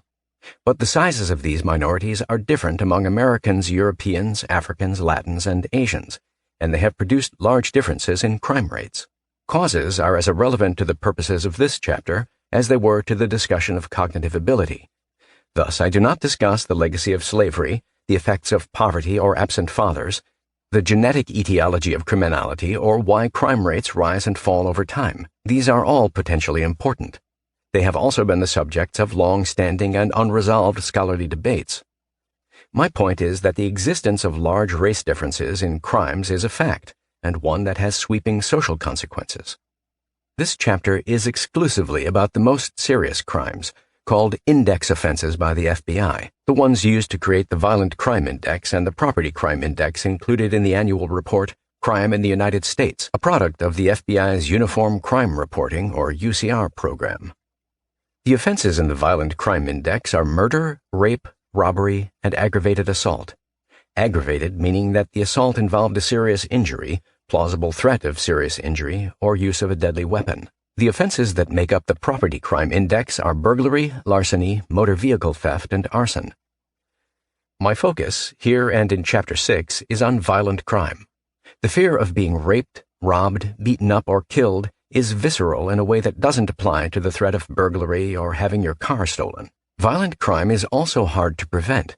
The most common form of robbery is the street mugging, a threat that individuals can manage only by constant awareness and defensive precautions while walking a city street, and even those measures often aren't enough. The same is true of the threats of rape and aggravated assault. The best way to avoid becoming a victim of violent crime is to stay away from the parts of town where the violent crime is concentrated at the times of day when the most crime is committed, if you're affluent enough not to live in those parts of town. If you do live in those parts of town, there's no escape. Arrests for violent crime in 13 cities. The social scientist's view of who commits crimes is a set of snapshots. The report of a crime, an arrest, the decision to prosecute, the charge on which the suspect is tried, the outcome of the prosecution, and the sentence for a guilty plea or verdict. At each step, the authorities are usually trying to get it right, but getting it right means different things. Decisions to prosecute depend on many factors besides the likelihood that the arrested person committed the crime. For example, whether there is evidence to prove guilt beyond reasonable doubt if it goes to trial. The decision about the charges that will be filed is a main bargaining chip in a plea bargain negotiation. A prosecution can succeed or fail for reasons having nothing to do with guilt, for example, evidence thrown out for procedural reasons. A sentence can be affected by mitigating circumstances, the offender's age, or other factors that are independent of the nature of the crime. Of the alternatives for measuring differences in crime, the best is arrest rates for the most serious crimes. It comes down to this. Police make mistakes in arresting people, but in a well-run police department, those mistakes are like measurement error in other social science topics, sufficiently random that it doesn't materially affect the results in large samples. But can we assume that police departments are well-run? One of the major contentions of those who say America is systemically racist is that police behavior is corrupted by racism. After presenting the arrest data, I therefore turn to triangulating measures to assess whether arrests accurately reflect criminal behavior. The FBI reports national totals of arrests by race, and it reports arrests by city. But the FBI does not report arrests by race for cities. This poses a major problem in comparing arrest rates by race. Differences at the national level are substantially understated, for reasons explained in Note 2, in the notes for this chapter in the PDF. Until recently, no major police department had released data on arrests by race. During the last few years, however, the open data movement, a combination of governmental and private initiatives, has assisted governments at the state, county, and city levels in creating publicly accessible databases. Many police departments have participated. Usually, the police department's open data portal consists of some summary statistics or maps of recent criminal activity, but some cities have posted comprehensive databases, often going back several years, that include information about every arrest. Most of those databases do not disclose the race of the person arrested, but some do. I found 13 police departments that have posted downloadable databases of arrests by race. They include 3 of the largest cities in the country, New York City, Los Angeles, and Chicago, plus the nation's capital, Washington, D.C. The remaining 9 cities offer a mix of sizes, with populations ranging from 621,849, Baltimore, to just 42,375, Urbana, Illinois. The 13 cities are scattered around the country. The Northeast is represented by New York City, and the West Coast by Los Angeles. 2 of the cities are in the Mid-Atlantic, Baltimore and Washington. 4 are in the South, Asheville, Charleston, Fayetteville, and Fort Lauderdale. 3 are in the Midwest, Chicago, Lincoln, and Urbana, and 2 are in the Southwest, Tucson and Chandler, Arizona. The African populations in the 13 cities range from 4%, Lincoln, to 62%, Baltimore. The Latin populations range from 5%, Baltimore, to 48%, Los Angeles. The measure of interest here is the racial ratio of arrests for violent crimes, focusing on 2 comparisons: the number of African arrests per 100,000 people divided by the number of European arrests per 100,000, and the number of Latin arrests per 100,000 divided by the number of European arrests per 100,000. In all the ratios I present, the larger number is divided by the smaller, so the denominator is always 1. To simplify the presentation, I will report just the numerator. For example, a ratio of 2.5 to 1 will be expressed as a ratio of 2.5. Table 2 in the PDF shows the African/European and the Latin/European ratios for the combined violent crimes. See Table 2 for this chapter in the PDF. Table 2 omits ratios involving Asians because very low Asian crime rates yielded absurdly large ratios in most of the 13 cities. For example, Fort Lauderdale recorded just 1 arrest of an Asian for a violent offense from 2015 through 2019 among 3,000 Asians who lived there during that period. But Asian arrest rates were exceptionally low even in most cities with large Asian populations. The lone exception to the rule was New York, where the Asian violent crime rate was marginally higher than the European one. The African/European ratios in Table 2 are extremely large. The median African/European ratio was 9.0, the simple mean was 9.6, and the mean weighted by population was 11.2. In the three megalopolises, New York, Los Angeles, and Chicago, the ratios were 11.6, 9.0, and 14.5 respectively. In the nation's capital, the ratio was 19.9. The Latin/European ratios were smaller than the African/European ratios, but usually big enough to be significant, with a weighted mean of 3.2 across all 13 cities. As in the case of the African ratios, the Latin ratios were biggest in the largest and most important cities. In New York, Los Angeles, Chicago, and Washington, the ratios were 4.1, 2.4, 2.9, and 6.3 respectively. The Latin/European ratios look small only by comparison with the African/European ratios. If the arrest data accurately represent race differences in violent offenses, Table 2 makes the point of this chapter. Triangulating measures. That if raises the key question. Can race differences in arrest rates be interpreted as race differences in criminal behavior, or is it plausible that instead they reflect racism that leads the police to arrest Africans, and to a lesser extent Latins, on flimsy or concocted evidence? There is a technical literature about this question, summarized in Note 5 that supports the validity of arrest rates.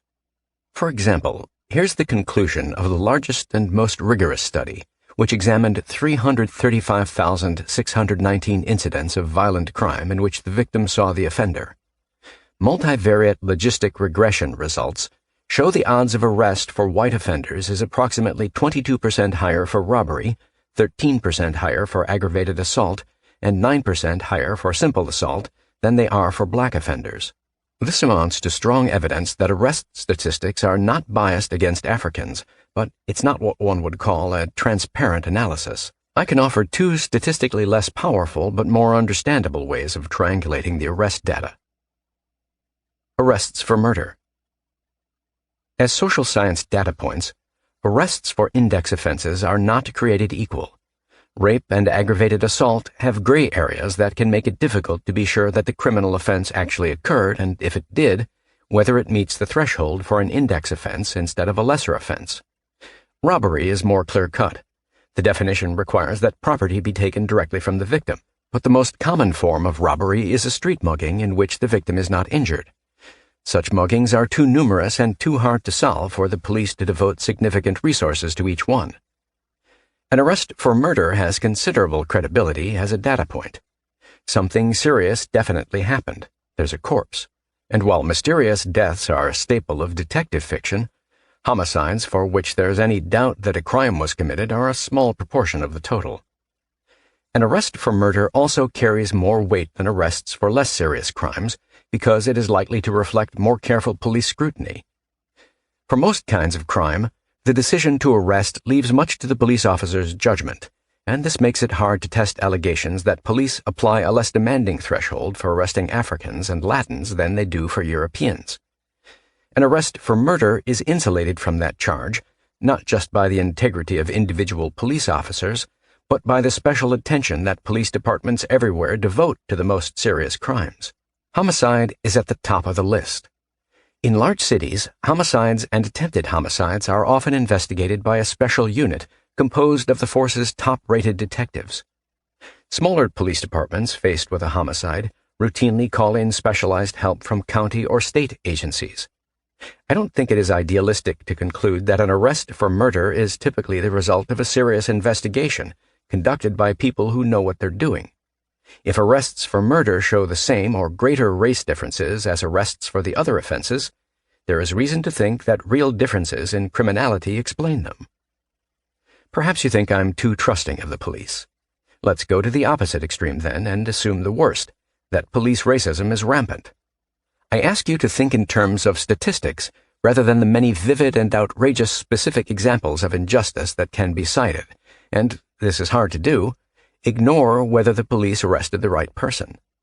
The only question on the table is whether the statistics on the race of the people arrested for murder accurately reflect the race of the perpetrators.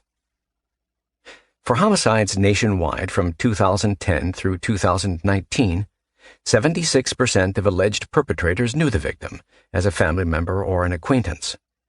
Virtually all of those homicides were what criminologists call expressive murders, the result of arguments, brawls, jealousy, or other interpersonal conflicts. An extremely high proportion of the alleged perpetrators of these crimes were in fact guilty. Expressive murders are usually impulsive and occur without precautions against getting caught. They are often witnessed, and the forensic evidence is often abundant. Here's where we need to think in purely statistical terms. Consider the combination of de facto residential segregation and racial self-segregation in circles of friends, spouses, lovers, and acquaintances. This means that in cases where perpetrator and victim were part of the same family or were personally acquainted, the race of the person arrested was likely to be the same as the race of the actual perpetrator, even when the police made a mistake. Now let's look at the 24% of homicides in which the victim was a stranger to the arrested suspect. About 13% of all murders are gang-related. Gangs are almost always restricted to a single race.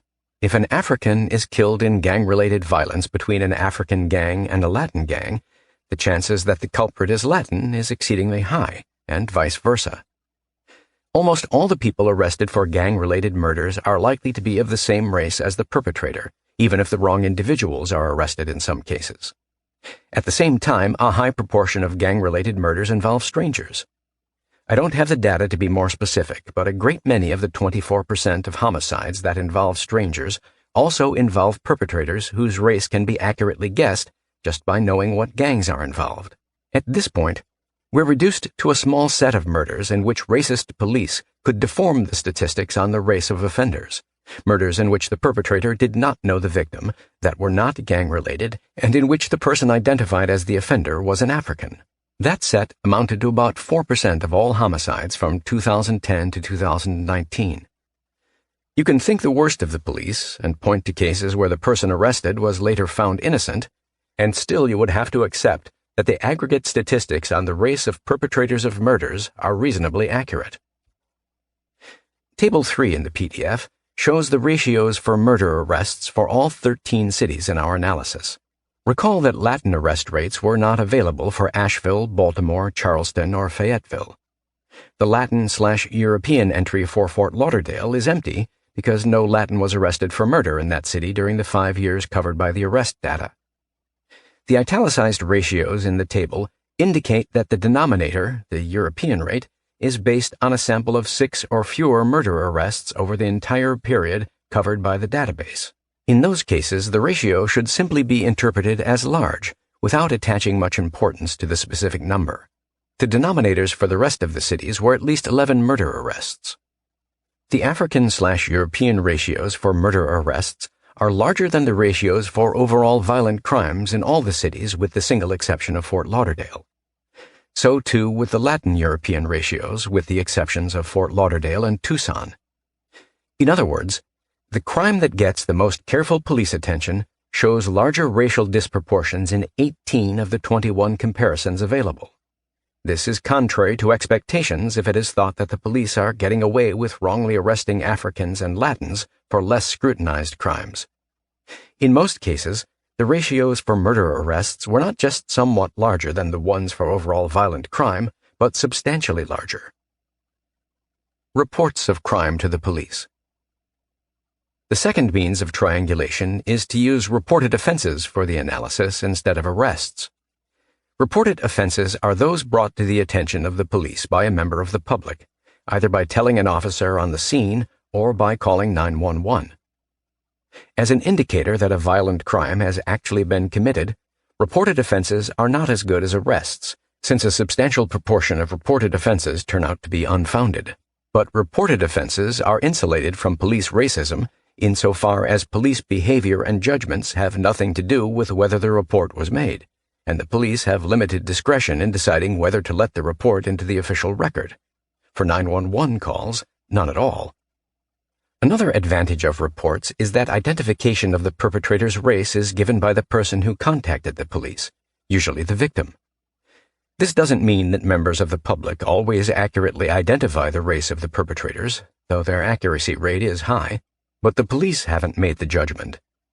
If the race distribution of alleged perpetrators is consistent with the race distribution of arrests, it is another useful indication that the arrest data are conveying interpretable information. 8 of the 13 cities that have released arrest data have also released their datasets for reports of crime.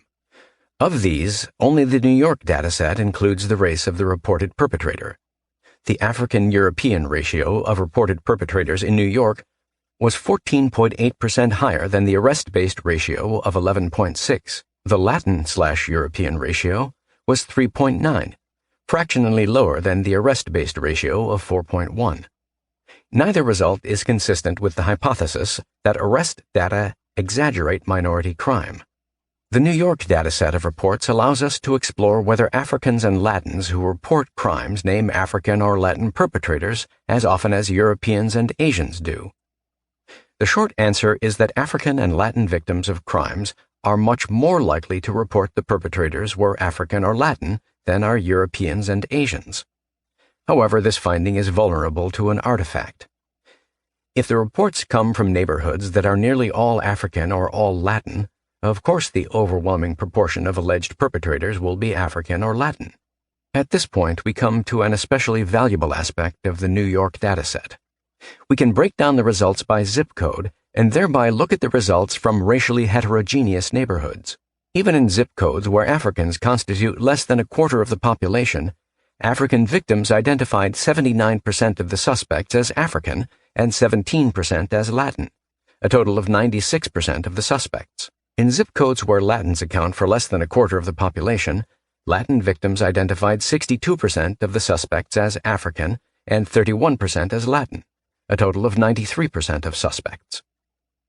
We can carry this analysis another step by limiting the zip codes to ones where Africans and Latins combined constitute less than half the population. The results are essentially unchanged. African victims in such zip codes identified 82% of the perpetrators as African and 12% as Latin. In the same zip codes, Latin victims identified 49% of the perpetrators as African and 42% as Latin. When the numbers for zip codes with less than 50% African and Latin residents combined are converted to rates per 100,000, the African/European ratio of alleged perpetrators, as reported by Africans, is 26.4. The Latin-European ratio of alleged perpetrators, as reported by Latins, is 6.7. In the data broken down by zip code and race of victim, it is impossible to see evidence that the disproportions shown in the citywide arrest statistics are misleading. The disproportions reported by minority victims are in fact larger than the ones in the arrest statistics. New York City's shootings database. New York offers yet another way to triangulate. The New York Police Department has assembled a separate dataset of all shootings from 2006 to 2017, not simply shots fired, but shots that struck a human being. This dataset thus includes shootings that did not result in a fatality, and it's a big number. 81% of the 21,626 shootings in the NYPD database were non-fatal. By combining the shootings database with the arrest database, it is possible to create another measure, the race of probable perpetrators in cases where the NYPD concluded they knew who did it, but didn't have enough evidence for an arrest. The next table in the PDF shows the results when we compare New York City ratios based on victims' reports of a suspect's race, arrests for violent crimes other than murder, in other words, rape, robbery, and aggravated assaults, arrests for murder, and shootings that did not result in an arrest. Once again, the arrest data are the most conservative estimate of the racial disproportions, with the single exception of Latin suspects in reported violent offenses. The New York database of shootings is also useful as a counterweight to much of the rhetoric from the Black Lives Matter movement. Of course they matter, no matter what the race of the shooters in the New York database may be. That is my final point for this discussion. Many African lives have been taken by violence, but of the 1,906 African deaths in the New York shootings database for which the race of the perpetrator is known, 89% were killed by Africans, 10% were killed by Latins. Just 0.6% were killed by Europeans. Of the 7,858 Africans who were wounded in shootings, 90% were shot by Africans, 9% by Latins, and 0.4% by Europeans. A quick look at property crime. Violent crime has far broader social and personal consequences than property crime. Property crime is not only less viscerally threatening than violent crime, it is also more manageable. In gentrifying urban neighborhoods, decorative iron bars for windows and secure locks and doors have been standard for decades, and they usually prevent burglary. Stealing a car used to be a simple matter of hot wiring, but most cars now have electronic starting systems and can't be stolen unless the thief has the key. In the suburbs, house alarm systems have become hard to bypass and are often linked to armed response private security services. Some affluent neighborhoods in suburbs now consist of gated communities. Alarm systems and surveillance cameras make it much riskier to burglarize stores and office buildings after hours. For many people, insurance takes care of most of the problem if a property crime occurs. Nonetheless, it is useful to take a quick look at race differences in arrests for property crime. They reinforce the effects of differences in violent crime, and to some extent they interact. Table 4 in the PDF shows the numbers for our 13 cities. As in the case of violent crime, Table 4 does not show ratios involving Asians, and for the same reason. Arrest rates of Asians for property offenses have usually been so low that ratios become absurd. Africans and Latins are arrested for property crimes at higher rates than Europeans, modestly so for Latins, with a mean ratio of 1.5, and much more so for Africans, with a mean ratio of 5.0. These ratios are smaller than the ones for violent crime. The bottom line.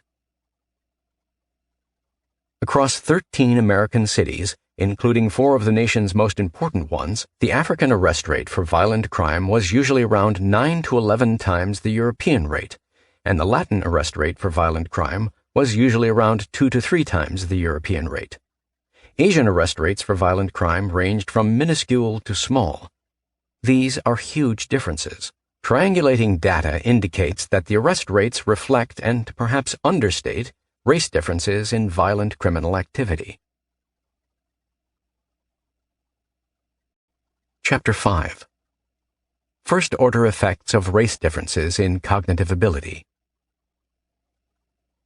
In this chapter and the next, I limit myself to the first-order effects of race differences in cognitive ability in violent crime. By first-order effects, I mean those that are directly related to the measured race differences and that we know without doubt are occurring.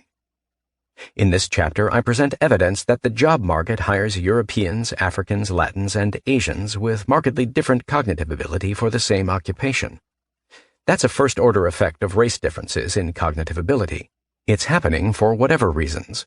Is it a good thing or a bad thing? That's not a question that lends itself to without doubt answers and is not a topic here. I should add that this chapter could easily be extended into a long book. Cognitive ability is associated with many personality and behavioral traits. Populations that differ in cognitive ability will also differ to some degree in those traits, with wide-ranging, though usually minor effects.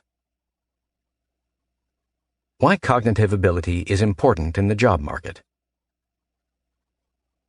Many traits help explain why some people are better at their jobs than others. Personality traits such as empathy and simple agreeableness are examples. Even more important are traits such as self-discipline, conscientiousness, and persistence. In combination, such traits sometimes explain as much of the variance in job performance as cognitive ability does. IQ is not everything. Cognitive ability is nonetheless important in the workplace, and not just for a few intellectually demanding jobs. You have probably observed this for yourself. In elementary school, you probably had good teachers who engaged with their students, getting the material across, and then motivating the students to explore it. You probably also had bad teachers who became defensive and hostile when students asked questions. The difference would have been partly a matter of personality, but another reason was that some teachers were smart enough to deal with students' questions, and others weren't. You have likely noticed how some waitstaff in a crowded restaurant can cope with a hectic pace, while others mix up orders and can't keep track of which tables need what and when. Part of the explanation is how smart they are. The good ones are dealing efficiently with queuing problems. Many of you have had small children for whom you chose nannies, or elderly parents for whom you chose home care providers. In both cases, your priorities in selecting among job candidates were probably warmth and conscientiousness, but you also undoubtedly worried about how candidates would respond to an unexpected problem. You were trying to assess how smart they were, because being smart enough when an unexpected problem occurs is an essential part of the job. If you worked at menial jobs in high school or during summers while in college, you found at first hand that even the most menial jobs can be done well or poorly, efficiently or inefficiently, for reasons that involve cognitive ability. What you have observed in your own experience with the world is common knowledge to employers. Competence matters in every occupation, and cognitive ability is part of the explanation for competence. Not surprisingly, recognition of the fact has led to an enormous amount of research about the relationship of cognitive ability to job productivity. The technical literature is so extensive that the chapter on cognitive abilities in the most recent edition of the Oxford Handbook of Personal Assessment and Selection, 2014, is not a meta-analysis of existing studies, it is a review of many meta-analyses. The consistent findings about cognitive ability and job performance that apply most directly to group differences in cognitive ability are these. Measures of cognitive ability and job performance are always positively correlated. The size of the correlation goes up as the job becomes more cognitively complex. Even for low-skill occupations, job experience does not lead to convergence in performance among persons with different cognitive ability. For intellectually demanding jobs, there is no point at which more cognitive ability doesn't make a difference. Increases in IQ scores are statistically associated with increases in productivity at every level of cognitive ability. You will find brilliant performers of every race in any occupation. That doesn't negate the relevance of these considerations to group means. The magnitude of the relationship of cognitive ability to job performance varies. Magnitude in this case is usually expressed as the correlation coefficient between IQ and a measure of job performance. A correlation coefficient goes from -0, a perfectly inverse relationship, to +1, a perfectly direct relationship. The square of a correlation represents the percentage of the variance it explains. Rules of thumb are that the correlations between IQ scores and job productivity for low-complexity jobs are seldom below 0.2. For medium-complexity jobs, they are seldom below 0.4. For high-complexity jobs, they are seldom below 0.5. Correlations of this size are too small to determine how well a given individual performs. Even a correlation of 0.5 explains only 25% of the variance, but they are more than large enough to make cognitive ability an important element in an employee's productivity from the employer's point of view.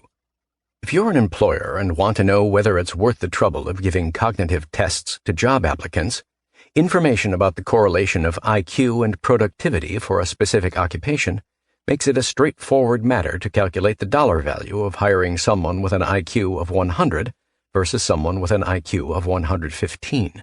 The difference might be too small to repay the bother of administering even a short written test.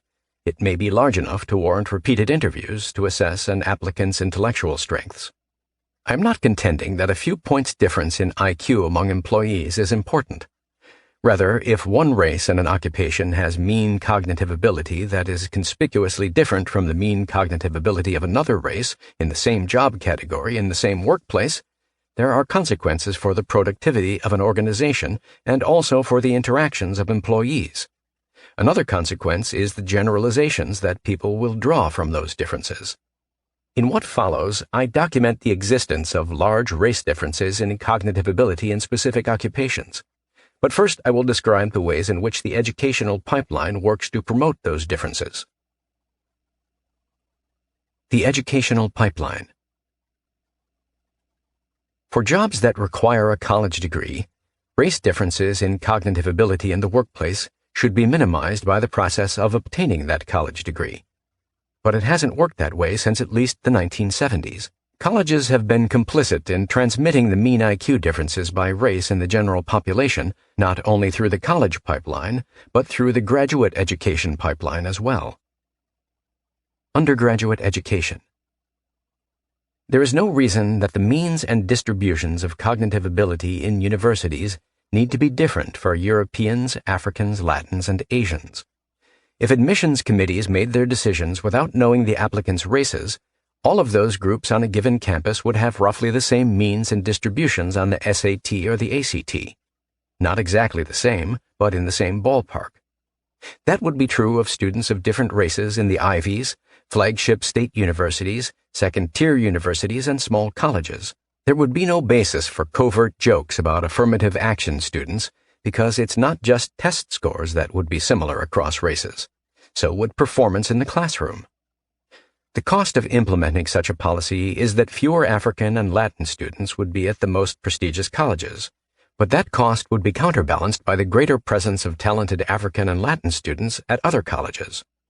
Young people of all races would be admitted to colleges where they were fully competitive with their fellow students. This would be apparent to everyone, with wonderful effects for authentic mutual respect among students. Yet admissions offices everywhere insist on having enough minority students, with the result that race differences in mean cognitive ability in the general population are replicated on campus. Universities do their best to hide what's going on. They refuse to reveal mean SAT scores by race, proclaiming that everyone we admit can do the work. What they don't acknowledge is that the admitted African and Latin students, as groups, will be concentrated in the bottom of their classes, and that the people making the admissions decisions know it in advance. Occasionally, sunlight penetrates the darkness. The biggest leak occurred in late February 1993, when Richard Herrnstein, a professor at Harvard and my co-author on the bell curve, arrived at his office one morning to find that someone had anonymously left a copy of the Red Book on his desk. At that time, the Red Book was produced annually by the Consortium on Financing Higher Education, which consisted of 16 out of the top 20 universities and 5 of the top 10 small colleges as ranked by U.S. News for 1993. It was the university equivalent of leaking a top-secret CIA document. The Red Book contained the mean SAT scores by race for each of the schools. The median edge given to African applicants at those elite schools was about 180 points on the combined SAT, equivalent to approximately 1.3 standard deviations at the time, a larger gap than separated Africans and Europeans in the general population. Someone with an SAT score 1.3 standard deviations below the mean is at the 10th percentile of the distribution at those colleges. We published the school-by-school information in the bell curve. Nothing seems to have changed since then. We don't have a current version of the Red Book to work with, but testimony in the recent case charging Harvard with discrimination against Asian applicants included evidence that the same profile of test scores, GPA, and extracurricular activities that gave an Asian applicant a 25% chance of admission gave an African applicant a 95% chance and a Latin a 77% chance. This phenomenon wouldn't be important if it were limited to the elite schools, which admit a tiny fraction of all undergraduates. But universities draw from the talent pool in a hierarchy. African and Latin students with combined SATs in the 1500s are admitted everywhere they apply, but they tend to accept the most elite schools on their list. Harvard, Princeton, and Yale have a lot of extraordinarily talented minority students, and they thin out the pool for the next schools in line. Even without a Red Book, it is easy to guess what then happens throughout the system. We can use a combination of two indicators, both of which are available in the U.S. News rankings of universities. The percentages of African and Latin students in the undergraduate student body, and the SAT scores for the 25th, 50th, and 75th percentiles of admitted students. Here it would be misleading to use the IQ metric because students who take the SAT and the ACT are self-selected for cognitive ability. They all want to attend a selective four-year institution. I am switching to Z-scores, which represent where the racial means fall on the distribution of 17-year-olds and 18-year-olds who take the test. Recall from Chapter 3 that Z-scores are expressed in standard deviations, and that a standard deviation of 1 is equivalent to 15 points in the IQ metric. The scores for both the SAT and the ACT match closely with the national estimates for Europeans, Africans, and Latins presented in Chapter 3, while Asians score well above their national estimate. That is, the SAT and ACT differences in means are about the same or greater among college applicants than they are in the population as a whole. One implication of these results is that the raw numbers of African and Latin applicants with the minimum qualifications required for entry to an elite school are small, and that is indeed the case. For practical purposes, European and Asian applicants to elite schools need at least 1,500 on their combined SATs, and well above that for the top tier, roughly the Ivies plus Stanford, Duke, MIT, Caltech, and Chicago. The College Board declined my request for the data that would give me the precise numbers, but the published breakdowns allow for reasonably accurate estimates of how many students of each race get 1,500 or higher on the SAT. The numbers of test takers with a combined verbal and math score of 1,500 plus were around 900 for Africans and around 3,300 for Latins.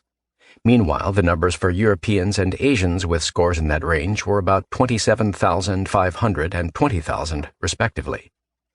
The result is that a large majority of Africans and Latins with combined SAT scores in the 1,500s are swept up by the top tier.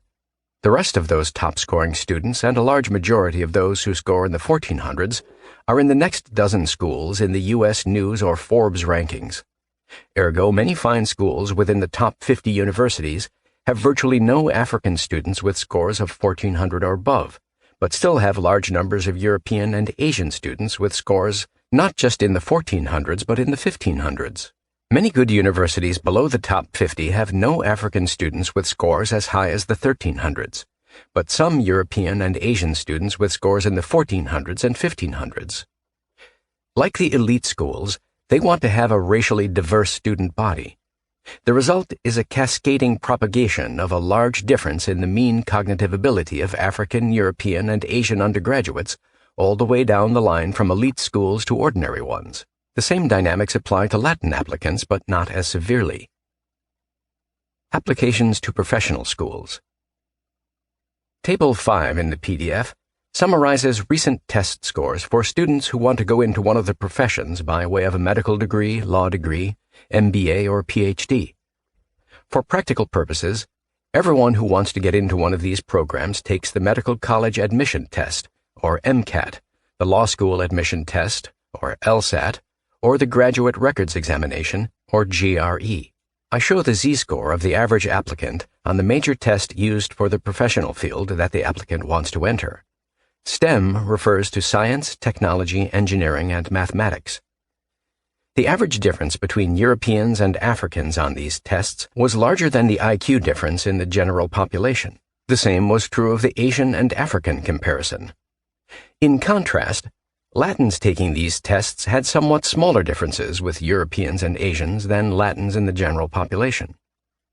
In terms of percentiles, Africans are in the bottom quartile of test scores for all the admissions tests, except for those heading to business school or graduate school in education. The Latin scores are all in the second quartile. At the end of the pipeline. One hopeful possibility remains.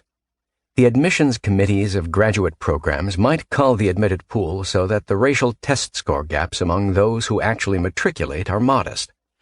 Or perhaps the dropout rates mean that the people who eventually get PhDs, MDs, and JDs are much closer in ability than the applicants. The data for directly testing these possibilities are limited to medical school. Matriculation in medical schools.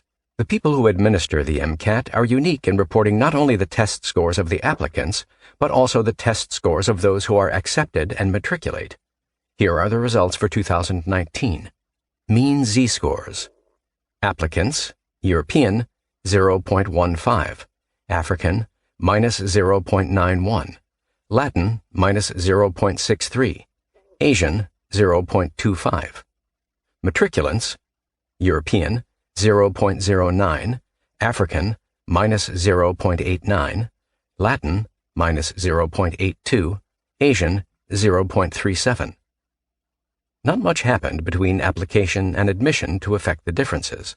The European-African difference was reduced slightly while the European-Latin difference increased. The Asian differences from the other three races all increased.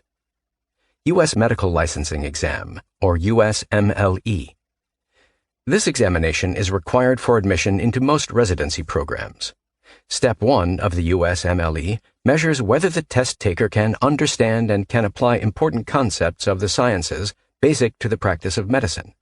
It consists of 7 60-minute blocks administered over an 8-hour period. In effect, it is an exit test from medical school. Below are the Step 1 Z-scores for 10,541 applicants to residency programs during 2014 to 2015 at the Zucker School of Medicine at Hofstra Northwell on Long Island, New York. Mean Z-scores: applicants, European, 0.15, African, minus 0.48, Latin, minus 0.30, Asian, 0.04. The race differences on the USMLE are noticeably smaller than those for matriculants to medical school, though they remained substantial. Asians no longer had the highest scores. The European African and European Latin differences were just 0.64 and 0.45 standard deviations, respectively. These results indicate that medical school does in fact eliminate the weakest students. I return to this issue when I discuss the evidence from professional certification tests. Observed differences in cognitive ability within occupations. We now turn from inferential data to the observed cognitive ability of people who are employed in various occupations. The question itself is simple. What's the mean IQ of Europeans employed as electrical engineers, high school teachers, plumbers? What are the comparable mean IQs for African, Latin, and Asian electrical engineers, high school teachers, and plumbers? Finding databases to answer the question is hard, however, because it requires analyzable sample sizes for individual occupations, which implies a study with large sample sizes and also a good measure of cognitive ability. The three such data sets that I found are the 1972 National Longitudinal Study, sponsored by the Department of Education, and the 1979 and 1997 cohorts of the National Longitudinal Survey of Youth, sponsored by the Department of Labor. The three cohorts combined give us 20,203 Europeans, Africans, and Latins whose occupations in their 30s and 40s are known, as are their scores on a G-loaded mental test that they took in their teens or early 20s. Unfortunately, the number of Asians in these studies was too small to provide reliable estimates for IQ for specific occupations. The results you are about to see are based on persons who were born from the early 1950s through the early 1980s. People who, as of 2021, are ages 37 to late 60s. As you will recall from Chapter 3, the narrowing of the European-African gap occurred in tests administered from the late 1970s through the mid to late 1980s, which in most cases involved people born before the early 1970s. Thus, the members of the samples tested in 1972 and 1980 were born when both the European African and the European Latin differences were higher than they are now. The European differences in the 1972 and 1980 surveys were 1.29 and 1.24 SDs respectively, while the Latin European differences were 0.99 and 0.93 SDs respectively. The sample tested in 1997 showed a smaller European-African difference of 0.98 SDs and a smaller European-Latin difference of 0.67. You should keep this in mind when you look at the numbers in Table 6. They accurately reflect the profile of the labor force for the last few decades, but the IQ differences among the younger members of the labor force are typically a few points smaller than the differences among the older members. IQ differences in ordinary jobs. Comparatively few people are physicists, physicians, attorneys, or work in other high-prestige occupations, which means that even a sample of 20,203 includes too few in such occupations to provide analyzable samples by race for them. But the three studies do have enough people in more normal occupations to do so, and the sample weights used by the studies enable us to reach estimates that are representative of the national population, so I can return to using the IQ metric. Table 6 in the PDF shows mean IQs and the sizes of the race differences for 9 familiar occupations, ranging from cognitively demanding, accountant, to a low-skill job, janitor or building cleaner. They are a selection from a larger set of occupations for which data are presented in the online documentation. I have ordered the occupations by the European mean IQ from highest to lowest. With just one exception, vehicle mechanics, all of the European African differences are greater than the 0.85 SD national estimate from Chapter 3. The mean difference is 1.15 SDs.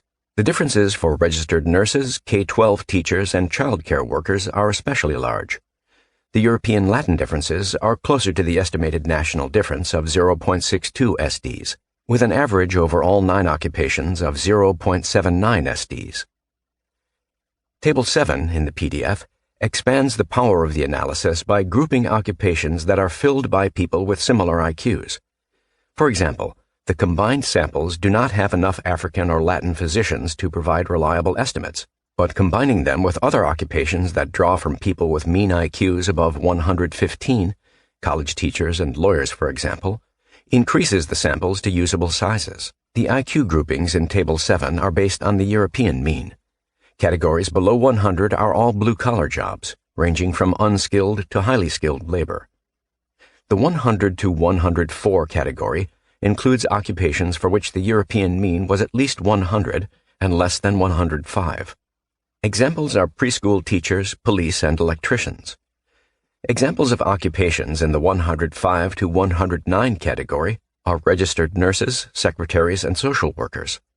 Examples of occupations in the 110 to 114 category are accountants, clergy, computer programmers, and engineers. Examples of occupations in the 115-plus category are physicians, dentists, lawyers, and college teachers. The mean IQs of Africans and Latins increase with each higher category, just as the European means do, but the size of the difference generally keeps pace. In the case of the European-African difference, the size of the difference tends to increase along with IQ, from 1.01 SDs for occupations with European mean IQs under 100 to 1.20 SDs for European mean IQs of 110 or higher. Why are employers ending up with workforces in which the differences in cognitive ability are so large? The answers probably vary for different occupations, illustrated by some of the occupations in Table 6 in the PDF. Janitors and building cleaners. For unskilled occupations, a substantial part of the difference is a statistically predictable phenomenon. It occurs when almost all of the population is smart enough to do a particular job, the races have different IQ means, and employers also value non-cognitive qualifications such as reliability. This explains much of the 13-point difference between European and African janitors. As the cognitive demands of occupations increase, the importance of that statistical phenomenon drops. For occupations of greater complexity that have a lower bound IQ requirement near 100, only a small proportion of the differences in Table 6 and Table 7 can be consistent with a fair hiring process that ignores race. Childcare workers.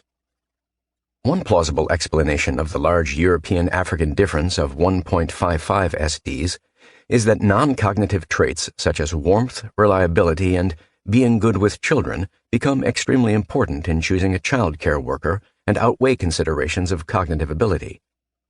Another plausible explanation is that the requirements for being hired as a childcare worker vary by the socioeconomic status of the neighborhood. In neighborhoods with affluent and highly educated parents, nannies and preschool programs are supposed to provide cognitive stimulation to the children, a priority that can reach comical heights in high-status neighborhoods where getting one's children into the right preschool is seen as the essential first step for getting them into Princeton. The result may be that the cognitive requirements and the pay for childcare workers in affluent neighborhoods are far higher than they are for childcare workers in poor neighborhoods. Registered nurses and K-12 teachers. The European-African differences are 1.49 SDs for registered nurses and 1.35 SDs for K-12 teachers. Part of the explanation is probably as simple as demand outstripping supply. Shortages of nurses and teachers mean that hospitals and schools don't have the option of being choosy. But another plausible explanation involves a potentially good thing, a certification requirement, in combination with the way that anti-discrimination employment laws are administered. To become registered nurses, Graduates of nursing schools must pass an examination, usually the NCLEX-RN. In almost all states, K-12 teachers are also required to take examinations, which vary by state, to be hired as teachers. The granting of certification is typically based on pass/fail with no gradations. You either get your certification or you don't. This is appropriate for establishing a minimum level of competence, but it means that the people who pass the test represent a wide range of performance, from the barely qualified to the superbly qualified. If they could, most hospitals and most school systems would presumably want to choose the most qualified. But to do so would leave them vulnerable to lawsuits and investigation by the Equal Employment Opportunity Commission if the people they hired turned out to be disproportionately European.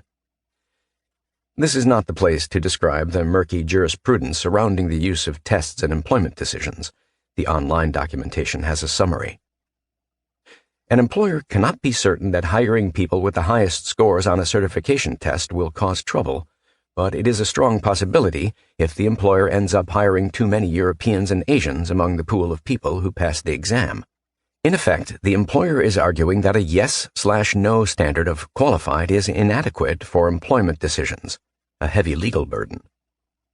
This situation applies to all certification tests: the Certified Public Accountant exam, bar exams, board certifications for physicians, qualification exams for promotion in police and fire departments, along with certification tests for registered nurses and K-12 teachers.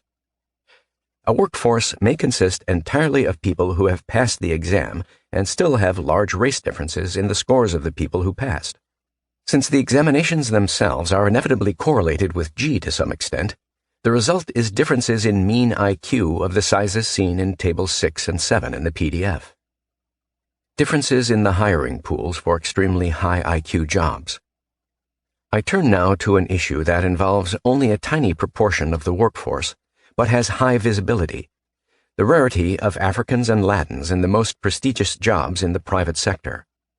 That rarity is often used as undeniable evidence of systemic racism in the job market. Many of those high-prestige jobs are filled by people not merely in the top few percentiles of cognitive ability, but well into the top percentile. Recall the discussion of the width of the top percentile of a bell curve in Chapter 3. LeBron James is in the same percentile as starting players on ordinary college teams. The same phenomenon applies to an oncologist in an ordinary practice and the chief of oncology at a major research hospital. The former may be an excellent oncologist, but the latter has undergone a severe winnowing process that, among other things, has selected specifically for evidence of intellectual brilliance. Other examples of positions that select for extremely high cognitive ability are a full professorship at an elite university, a senior position in the financial industry, a senior position in the IT industry, law partner in a major firm in a major city, CEO of a major corporation. This is not to say that intellectually brilliant people typically have important jobs in a society. On the contrary, few do. But that a characteristic of people who rise to the top in every cognitively demanding profession in elite academia or elite organizations in the private sector is exceptionally high cognitive ability. I will operationalize exceptionally high as a minimum IQ of 135. High-prestige jobs in government and the nonprofit sector are also sometimes filled by exceptionally able people, but the rigor of the screening process varies a lot by job and organization. Why are there so few minorities in these high-prestige jobs? It's a numbers game in which the odds against a Latin achieving one of those positions are high and the odds against an African are prohibitive, even if we assume that there is no racism whatsoever among the employers for high-prestige jobs. To illustrate, I'll use the cohort of young Americans ages 25 to 29, the age at which the potential candidates for such jobs are coming out of law schools, medical schools, business schools, and graduate STEM departments. In 2019, there were 23.2 million Americans in that age group. About 228,000 people in that age group can be expected to have IQs of 135 or higher. The racial distribution of Americans ages 25 to 29 in 2019 was more multiracial than among the older population. Only 54% were European, while 20% were Latin, 15% were African, and 6% were Asian. But that reduced dominance of Europeans in the total population doesn't make a lot of difference in the 135-plus pool. Employers seeking these exceptionally intelligent young adults were choosing from a pool that contained only about 2,800 Africans and 9,500 Latins, compared to 50,700 Asians and 160,100 Europeans. Uncertainty about these numbers arises because the standard deviation for each race must be estimated. As in the case of admissions at elite universities, we can assume that the most prestigious employers snagged disproportionate numbers of the most talented new graduates. Given the number of employers and the sizes of the different racial pools, the inevitable result was that a large majority of U.S. employers that seek out new hires with 135-plus IQs had no entry-level Africans or Latins among those hires. Zero, no matter how eagerly the employer solicited minority candidates. There weren't enough to meet the demand. Why aren't there more Africans and Latins in senior positions in the corporations and institutions that did hire such talented people? Again, it's a numbers game. Let's say that an elite IT company in Silicon Valley snags 100 new hires from the 135-plus pool in the racial proportions of the pool as a whole. That means 70 are European, 22 are Asian, 4 are Latin, 1 is African, and 3 are a mixture of races or other. What percent of new hires of any race in any company rise to senior positions? It depends on the organization and the definition of senior, but in any case the 4 Latins are competing against 96 others, and the 1 African is competing against 99 others to become one of the chosen few. Those are daunting odds. Unless you are familiar with race differences in cognitive ability, you might reasonably be convinced that the absence of African and Latin faces in the highest ranks of the American private sector means you live in a systemically racist country. If instead you are familiar with those differences, and you still want to expose racism wherever it does exist, you will start your inquiries aware that it is inevitable that a large majority of employers of people with extremely high cognitive ability will have no Africans or Latins in those coveted jobs. Among those that do have some Africans or Latins, only a small minority will have even one in the upper echelons of the organization. These results will occur in the absence of any racism whatsoever. The relationship of differences in cognitive ability to job performance. Many readers probably have reached this point in the discussion with a variant on the question that they had after the discussion of test scores in Chapter 3. Then the question was whether IQ scores fairly represent the cognitive ability of minorities. Now the question is whether differences in cognitive ability translate into significant differences in job performance and productivity. What does it mean for the quality of customer service when one group of retail salespersons has a mean IQ 13 points lower than another group? What does it mean for children's education if one group of K-12 teachers has a mean IQ that is 15 points lower than another group? Results from job performance meta-analyses. We cannot answer such questions directly through meta-analyses because the studies of race differences in job performance seldom have measures of both job performance and cognitive ability.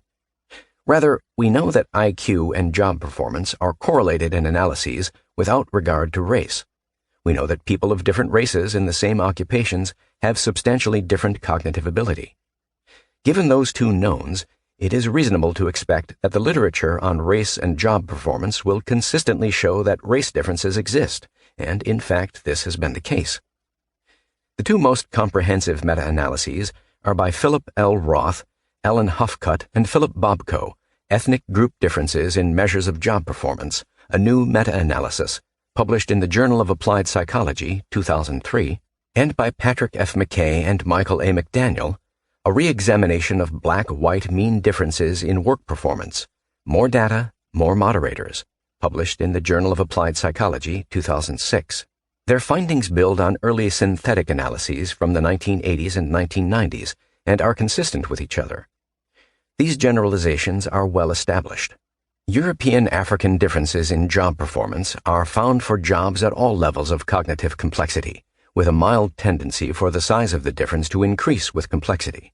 Objective measures of job performance and subjective ratings of job performance show roughly similar differences.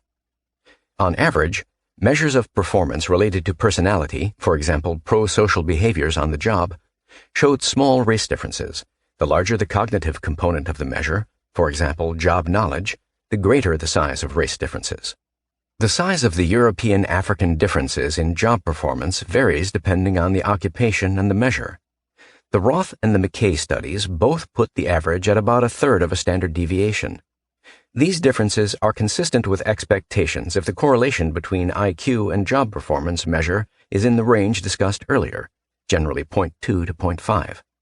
An intriguing bright spot is the military's record. A large 1989 study of performance ratings among Army enlisted personnel found that Europeans had a modest advantage over Africans on measures of task proficiency and job effort, but there was little difference on measures of discipline and an African advantage on measures of military bearing.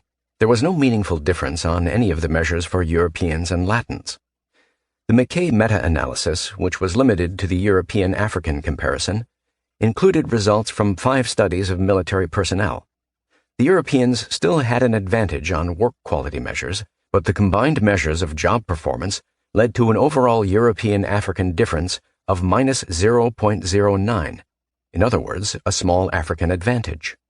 Results for the military stand apart from all civilian work settings and occupations.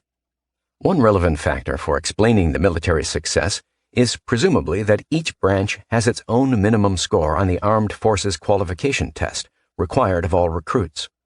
The Army requires a score at the 31st percentile or higher, equivalent to an IQ of 92.6 or more, which is roughly the top half of the African and Latin distributions. Presumably, another factor is that military personnel cannot train for the military occupational specialty of their choice unless they have high enough scores on the relevant subtests in the Armed Services Vocational Aptitude Battery.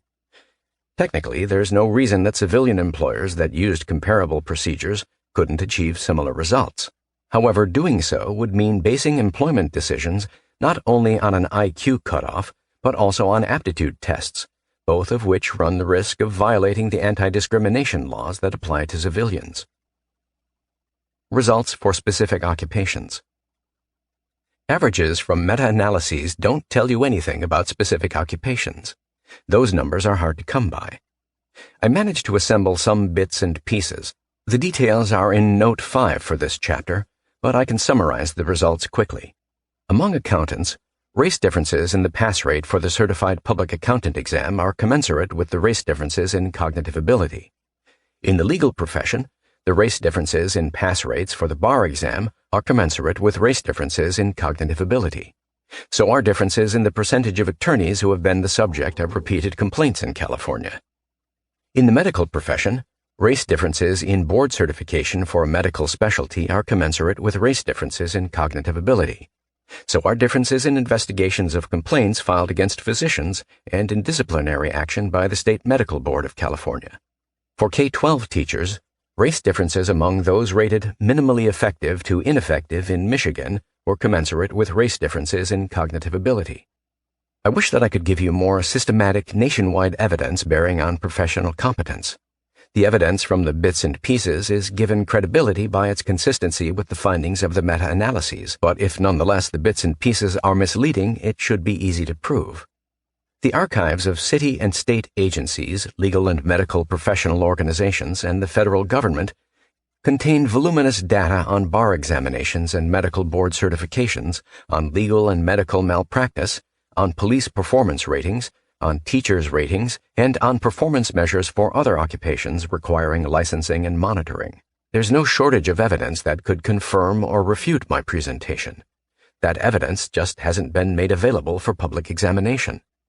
As for the occupations that don't require licensing or monitoring, every major corporation in the country has detailed records on job performance. They know exactly how those records differ by race. If any of them has a success story similar to the military's, I hope they will tell it and explain how it was done. Systemic racial preferences in the job market. The usual way in which the media and politicians talk about race discrimination in the job market is to compare the percentage of Africans or Latins in a given occupation with the percentage of Europeans. This makes the situation look bad. The 2014 to 2018 American Community Survey found that Africans, at 13% of the population, accounted for only 3.6% of CEOs 3.7% of physical scientists, 4.4% of civil engineers, 5.1% of physicians, and 5.2% of lawyers. Latin percentages in those prestigious occupations ranged from 5.3 to 7.6%, but Latins are almost 18% of the population, so their underrepresentation was nearly the same. The picture flips when race differences in cognitive ability and job performance are taken into account. Africans and Latins get through the educational pipeline with preferential treatment and admissions to college and to professional programs. Their mean IQs in occupations across the range from unskilled to those requiring advanced degrees are substantially lower than the mean IQs for Europeans in the same occupations. Race differences in measures of on-the-job performance are commensurate with the differences in cognitive ability. I think it is fair to conclude that the American job market is indeed racially biased. A detached observer might even call it systemic racism. The American job market systemically discriminates in favor of racial minorities other than Asians. Chapter 6. First-order effects of race differences in crime. Race differences in crime rates have different effects in different places. In big cities, race differences in crime rates have broad effects on the social structure and functioning of the city and on policing in particular. In towns and small cities, those effects are much less pronounced and sometimes non-existent. Effects in big city America. Race differences in crime have more effects in big cities than in towns and small cities because all of them have a part of town where each of the two races with higher crime rates is residentially concentrated. Among the 52 places I defined in Chapter 2 as big city America, with 500,000 people or more in a contiguous urban area, even the smallest African population, 15,600 in Albuquerque, and the smallest Latin population, 17,100 in Pittsburgh, are large enough to form distinctly African or Latin neighborhoods, though in comparatively small parts of town. In 2019, the median number of Africans in the 52 big cities was 226,500, and the median number of Latins was 173,900, enough to create African and Latin parts of town so large that they have their own shopping and entertainment districts. The poorest neighborhoods within them, which also tend to be the ones with the highest crime rates, are called the inner city. The nation's capital provides a classic example of the result. Figure 2 in the PDF shows the zip codes of the District of Columbia and their socioeconomic status, or SES. The top number is the zip code. The bottom number is the zip code's percentile on an index that combines the zip code's median family income and the percentage of adults in that zip code with at least a college degree. Percentiles have been rounded to the nearest whole number. Thus, the 5 zip codes with index scores of 100 are in the top half of the 99th percentile relative to the rest of the population of the United States. Of all the arrests for violent crimes from 2013 to 2019, 56% occurred in the 4 zip codes colored red. Another 30% of them occurred in the 6 codes colored orange. That leaves just 14% to be divided among all the zip codes colored blue. A large swath of Washington with the highest socioeconomic status experienced just 5% of the arrests. The insulation of Washington's elites from violent crime is even greater than the map indicates. 3 of the orange zip codes are partially gentrified. Zip code 20003 includes Capitol Hill. The zip code as a whole is in the 99th percentile of the SES, despite having a large low-income population in its eastern half. A microanalysis of the geocodes reveals that the bulk of the arrests occurred in the eastern half of zip code 2003. The same is true of zip codes 2001 and 2009. The zip codes managed to have such high SES rankings despite being divided into affluent and low-income neighborhoods. Most of the arrests that caused the zip codes to be colored orange occurred in the ungentrified parts. I use Washington as the example, perhaps partly because I lived in zip codes 20003 and 20009 for a total of 9 years, but the pattern applies to New York City, Los Angeles, and Chicago as well. That pattern, a high concentration of crime in the poorest part of town, creates a variety of effects. Effects on economic activity. In big city America, disproportionate minority crime rates cause Europeans and Asians to avoid going into minority neighborhoods. Crime rates and socioeconomic status both vary widely across zip codes in minority neighborhoods in big city America. These areas contain middle-class zip codes and impoverished ones, zip codes with low crime rates and others with high crime rates. But that makes no difference to the perception held by most Europeans and Asians. Unfamiliar with these variations, they typically see the entire minority part of town as potentially dangerous. It's not a matter of simple racism. The same Europeans and Asians who avoid going to the minority part of town may have minority colleagues at work with whom they get along fine. They may have minority neighbors with whom they are friends. But they won't go to the minority part of town to shop, stay at a hotel, buy a car, or send their children to school. They don't drive into it unless it is the shortest route to some place they need to go. They also won't buy a home in the minority part of town unless they are pioneers initiating gentrification or are taking advantage of gentrification that is already well underway. But it would be a mistake to think they are deterred only because of crime. Widespread and voluntary residential segregation by race seems to be a fact of life around the world, no matter what the races are or what the country's economic and political system is. In discussing the effects of crime, I am referring specifically to economic effects. In big city America, disproportionate minority crime rates deter developers from building office space in minority neighborhoods unless gentrification is already well underway. Real estate is typically cheaper in African or Latin parts of town than elsewhere, a factor that would ordinarily attract developers to build office space for law firms, doctors' offices, and other businesses that would like to escape the high rentals in the European midtown. But unless it is clear that the neighborhood is near a gentrification tipping point, those lucrative rentals won't happen, and so the office buildings don't get built. In big city America, disproportionate minority crime rates raise the costs of doing business for retailers of all kinds. It is often alleged that large commercial chains avoid putting stores in minority neighborhoods. The empirical part of the allegation is sometimes true, but the inference that racism is to blame does not follow. Shoplifting is far more common in many big city minority neighborhoods than elsewhere. It often doesn't make economic sense for big chain stores, which have business models based on low profit margins, to locate in such neighborhoods. Either they won't make a profit or they will have to charge higher prices, leaving themselves open to accusations of racist price gouging. If they take measures to apprehend shoplifters, they risk charges of racism and financial shakedowns through the threat of lawsuits.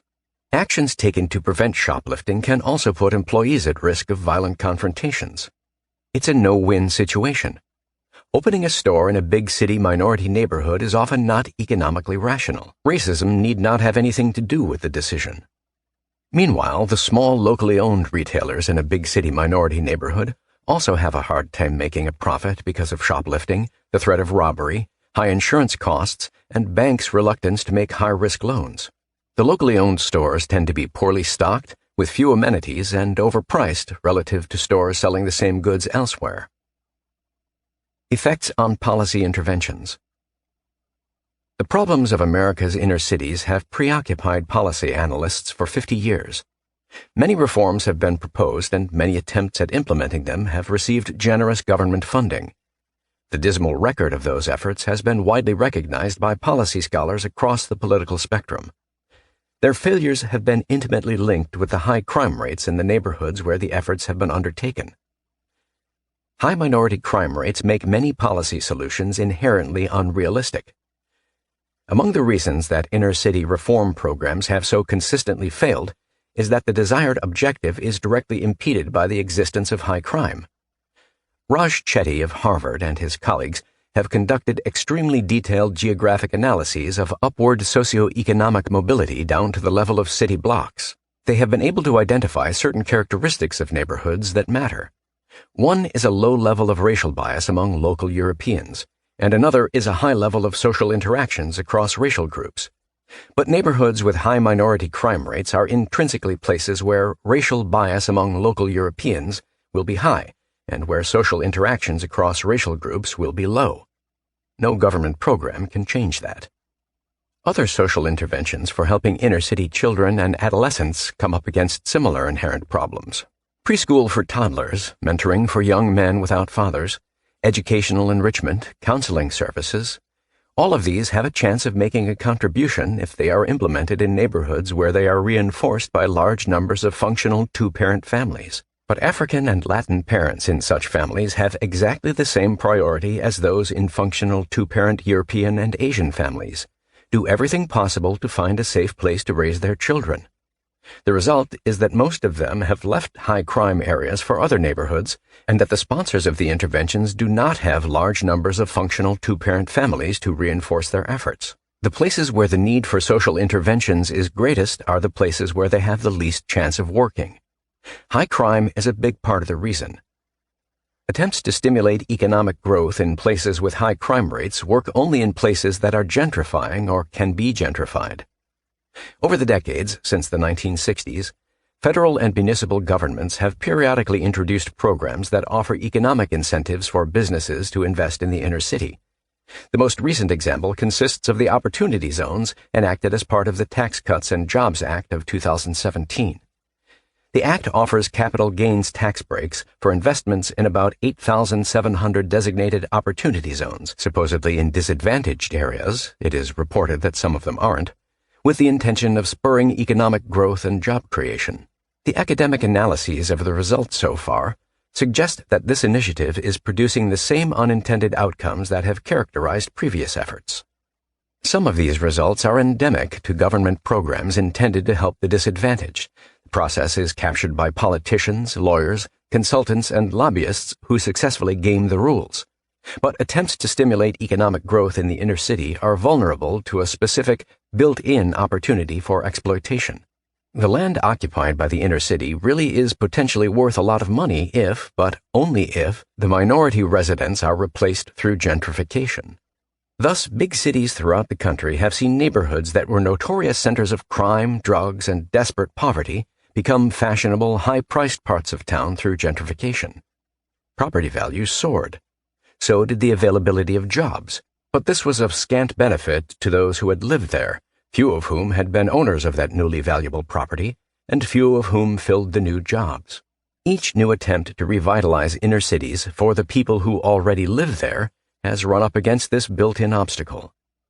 In the case of the opportunity zones, the capital gains tax benefits have led to increased property values for vacant lots and property designated for redevelopment, but because of the monetary value of the tax benefit and the longer-term prospect of gentrification, the value of the shop next to the vacant lot has not increased, nor will the shop be hiring any more employees because there has been no change in the economic attractiveness of that part of the city.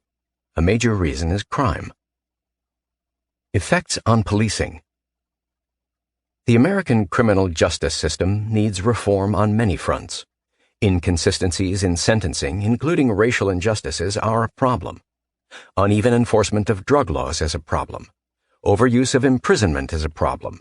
The militarization of the police is a problem. Wrong and sometimes criminal behavior by police is a problem. Nothing that follows is intended to minimize those problems or to deny that racism still exists within the criminal justice system. Rather, I want to introduce some realism about what we can expect from normal, well-meaning human beings trying to behave professionally and appropriately in an environment of large race differences in violent criminality. The job of a police patrol officer, a cop, in an urban setting is unique. Many occupations involve close personal interactions with a wide variety of people.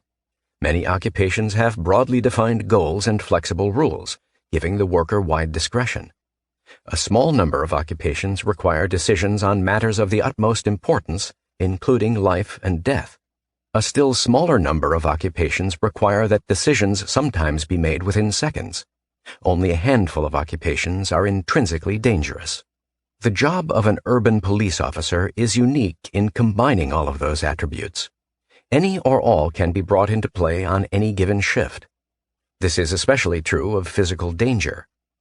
Being a logger or a firefighter carries intrinsic physical risks, but only two ways of making a lawful living are intrinsically dangerous because other human beings may deliberately assault or kill you: being a member of a combat unit in the military, or being a police officer. The way the police officer's job looks to the outside world and the way it looks to the police are radically different. I spent all of Chapter 4 discussing a handful of the most serious crimes, but enforcement of the laws against the index crimes takes up only a tiny fraction of a patrol officer's time. Most of a cop's time and energy are spent on maintaining order. Disorder, the thing the police are supposed to fix, can be an obnoxious drunk, a homeless man berating passers-by, teenagers blocking a sidewalk, a bar fight, a man pushing a woman around, someone dealing crystal meth, or a robber holding up a convenience store. Depending on the situation, the professionally correct police response spans the range from, "Why don't you tell me your side of the story?" to drawing a loaded weapon and firing it at a citizen. That description doesn't begin to convey the range, complexity, and ambiguity of the situations that big city police face all the time. Describing them adequately has been the topic of thick books. My point is that the environment in which cops work necessarily has an impact on the choices they make. As an empirical matter, a cop who politely suggests "go home and sober up" to a middle-class 45-year-old man on a suburban street who has had too much to drink has reason to be confident that whether the response is meek or belligerent, it will pose no serious physical danger. A 20-year-old male of any race in a high-crime neighborhood who has gotten equally drunk with some other 20-year-olds will probably acquiesce nonviolently, but there is a non-trivial chance that he or one of his friends will respond with a weapon. There is a non-trivial chance that the young males are not in an alcoholic stupor, but strung out on ecstasy. Police in such situations are less confident that a polite request to go home will have the desired effect. The course they choose will reflect their need to protect against the possibility of a violent response. Now think in terms of frequency distributions of the amount of force that police use. For every situation that a cop faces, let us say there is an optimal choice as defined in the police training manuals, or perhaps by an omniscient observer. As the environment in which police are working becomes more dangerous, that optimal choice moves along the distribution toward the use more force and defensive precautions tail of the bell curve. One result is that well-trained police exercising good judgment will, on average, take more steps to establish their authority, call for more backup, and respond with more force to provocations in high-crime parts of town than in low-crime areas, regardless of the race of the citizens they are dealing with. Another result is that errors in judgment will be skewed toward the greater force end of the distribution. If the error in the direction of greater force is perceived as reducing the downside risk, and the downside risk is one's own death, then police officers, being human, will err on the side of protecting themselves. Added to that human reaction is the mental stress associated with combat, stress unlike anything that most of us, including me, have ever experienced. The physiological effects of the adrenaline surge are powerful, and they are in addition to the psychological effects of fear and anger.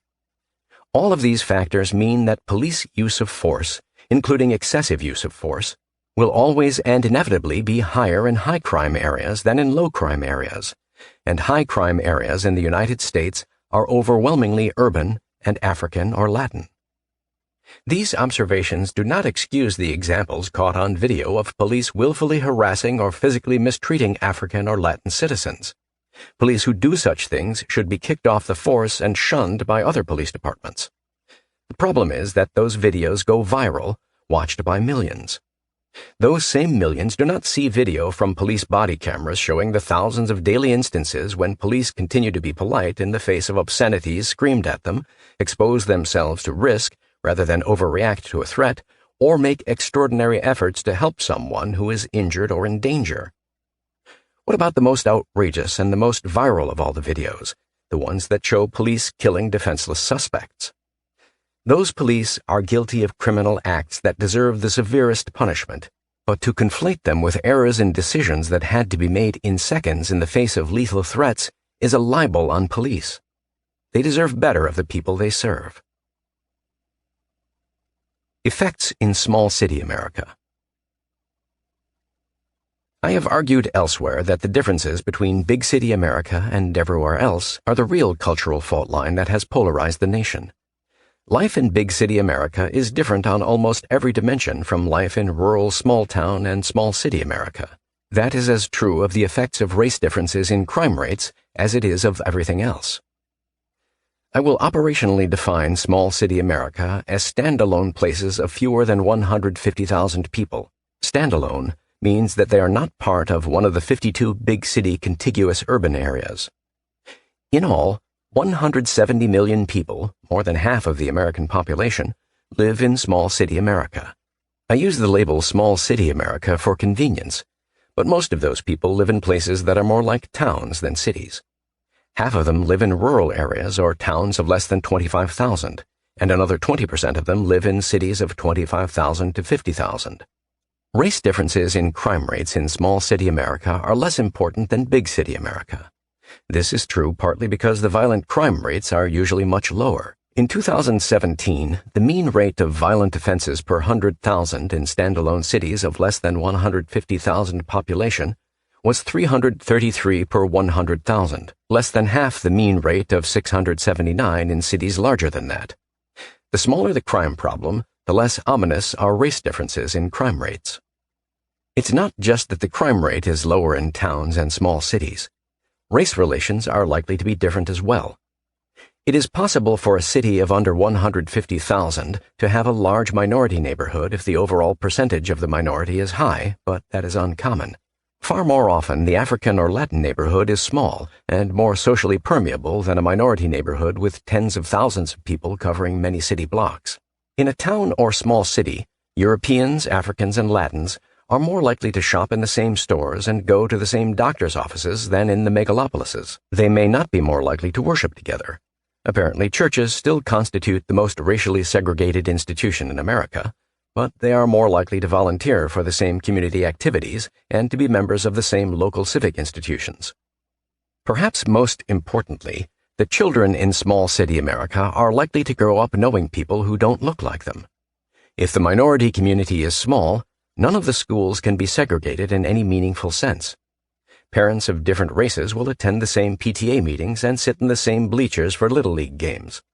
About 100 million people who inhabit small city America live in a place that has only one high school. All the high school students of all races and socioeconomic classes can be found in the same hallways, classrooms, lunchrooms, and on the same athletic teams. A basic feature of human psychology makes all this relevant to the way that race differences in crime rates are perceived. It is easy to stereotype a race or any other kind of identifiable group if you do not actually know members of that group. Intimate friendships aren't required. Just acquaintance and regular interaction go a long way toward diffusing the stereotype. When it comes to crime rates, the typical experience of Europeans in small city America is to have encountered and gotten to know at least several members of a given minority over the years. Statistically, odds are that none of them is any scarier than the European is. It's one thing to be aware in the abstract that only a small proportion of the members of any race are violent or criminal.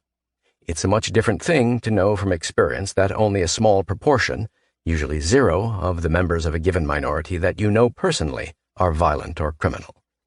These general characteristics of towns and small cities play out somewhat differently in different parts of small city America. European small city America. Almost 67 million Americans live in rural areas, towns, or cities of under 150,000, where at least 85% of the local population is European. In these places, the violent crime rate, using 2017 data, is 58 per 100,000, 1/6 of the national average. Another 33 million Americans live in places where 75 to 84% of the population is European. Their average violent crime rate is 126 per 100,000, 1/3 of the national average.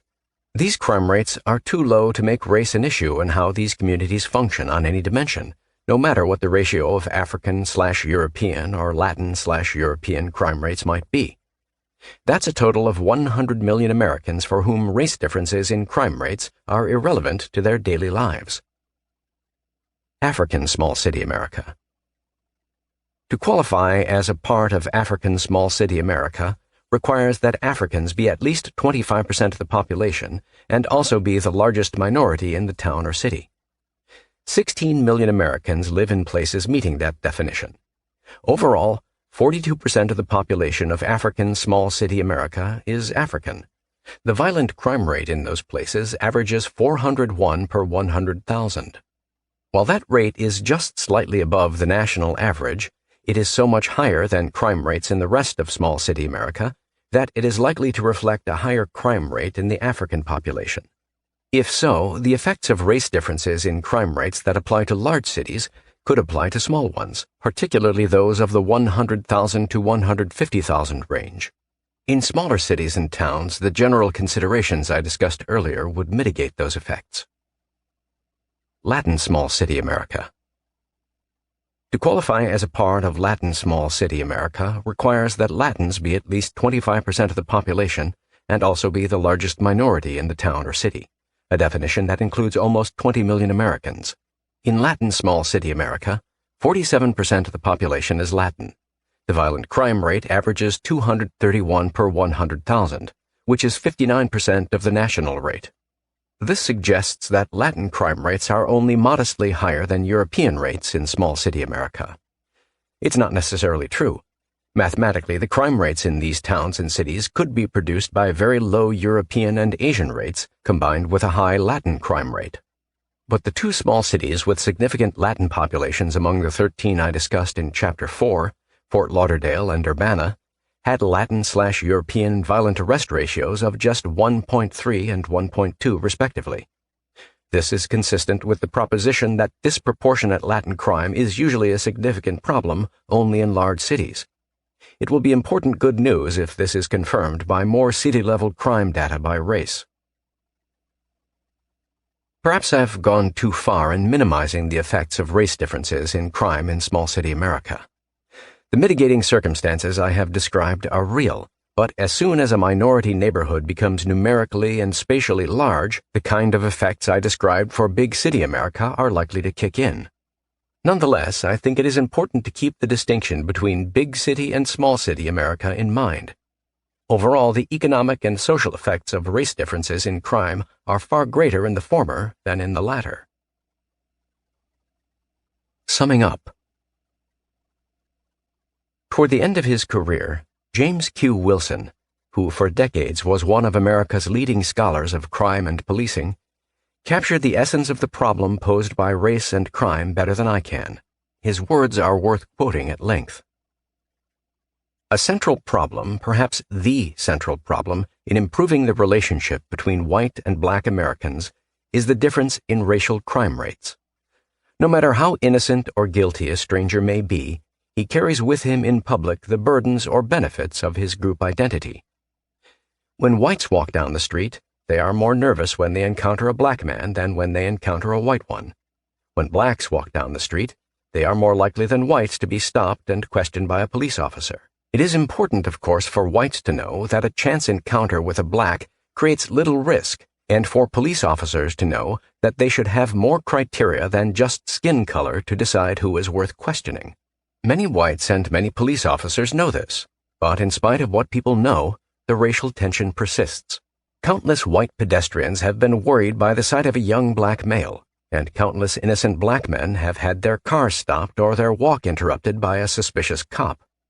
White pedestrians may be embarrassed by their own caution. Certainly black pedestrians are upset by unwarranted police intrusions. Whites are fearful of living amid large numbers of blacks and of sending their children to predominantly black schools. Blacks interpret the way they are treated on the street by white strangers and by police officers as a sign that they can never make much social progress. No matter what I do, I can never be regarded as innocent, many embittered black men will say. I cannot hail a cab as easily as a white, and I will be stopped and questioned by the police more than any white. Integration is a joke. Every statement in that passage is as factually correct today as when Wilson wrote it in 2000. There is no reason to think they will stop being factually correct in the foreseeable future. The problem of race and crime requires us to accept two truths at the same time.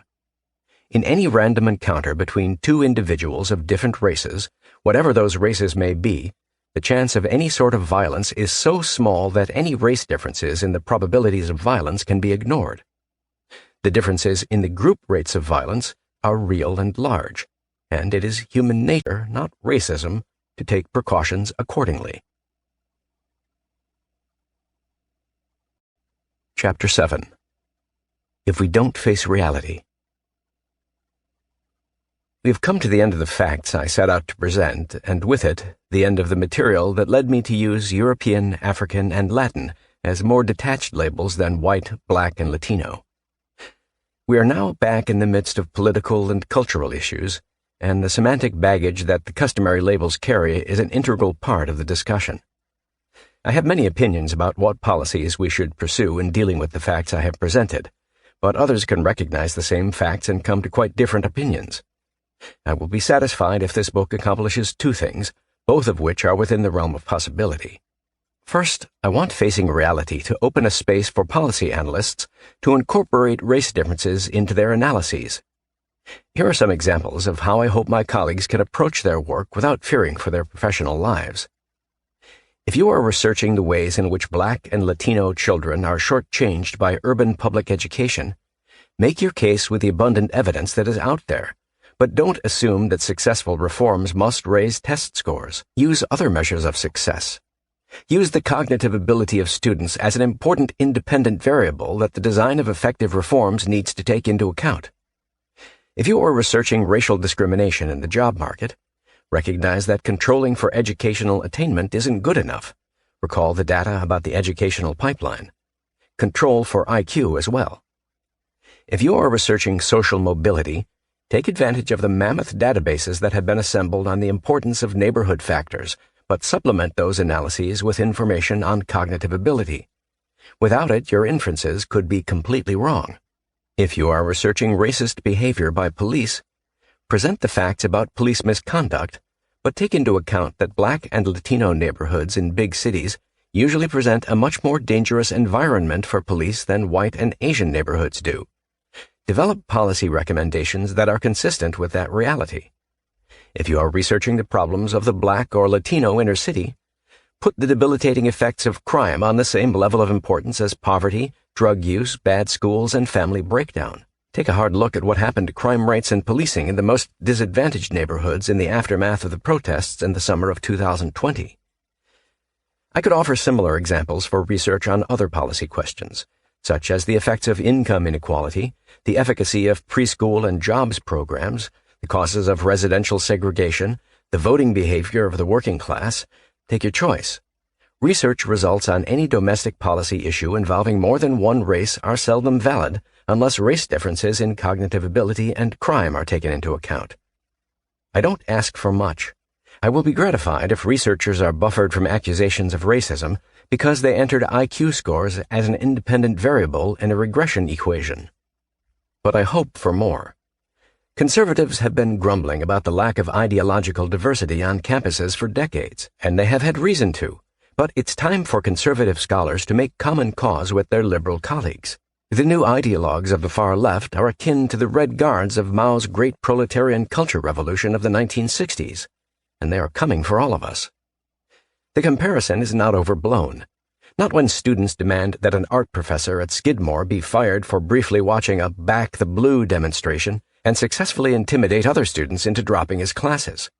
Not when the University of Southern California places a professor on leave after student protests because he used a common Chinese term that sounds something like the N-word.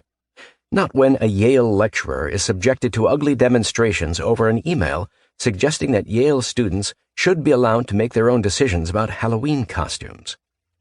These examples would be laughable if they didn't illustrate a mindset that is at war with the university's function. Over the last decade on many campuses, the idea that a scholar's obligation is to search for the truth has become disreputable, seen as only a cover for scholarship that is racist, sexist, or heteronormative. Scholars are criticized not for the quality of their work, but for its failure to advance the cause of social justice.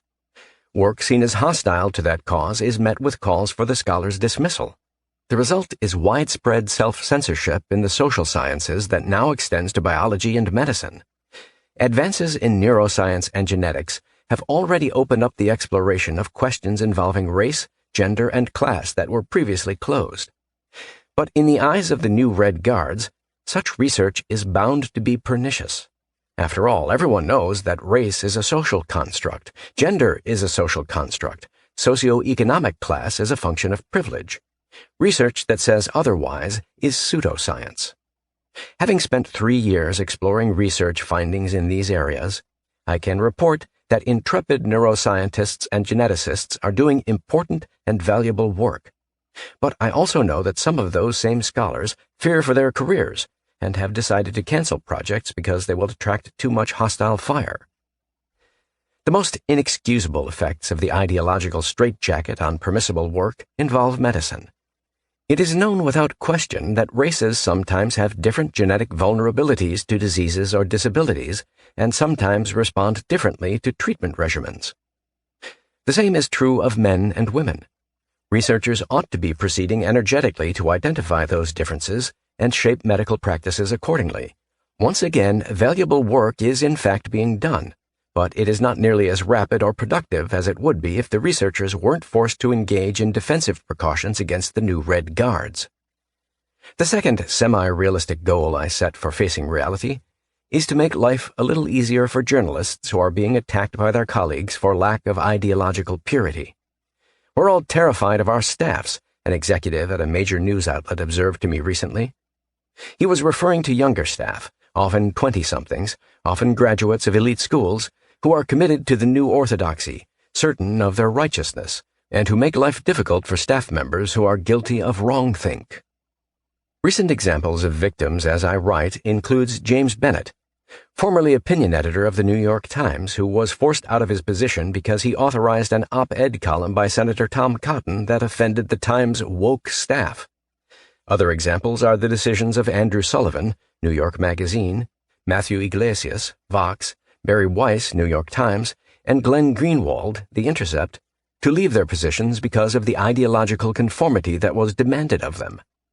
Those are only the best-known examples, symptoms of a deeper fear among many more who cannot risk losing their jobs. Barry Weiss described the situation in her resignation letter. If a person's ideology is in keeping with the new orthodoxy, they and their work remain unscrutinized.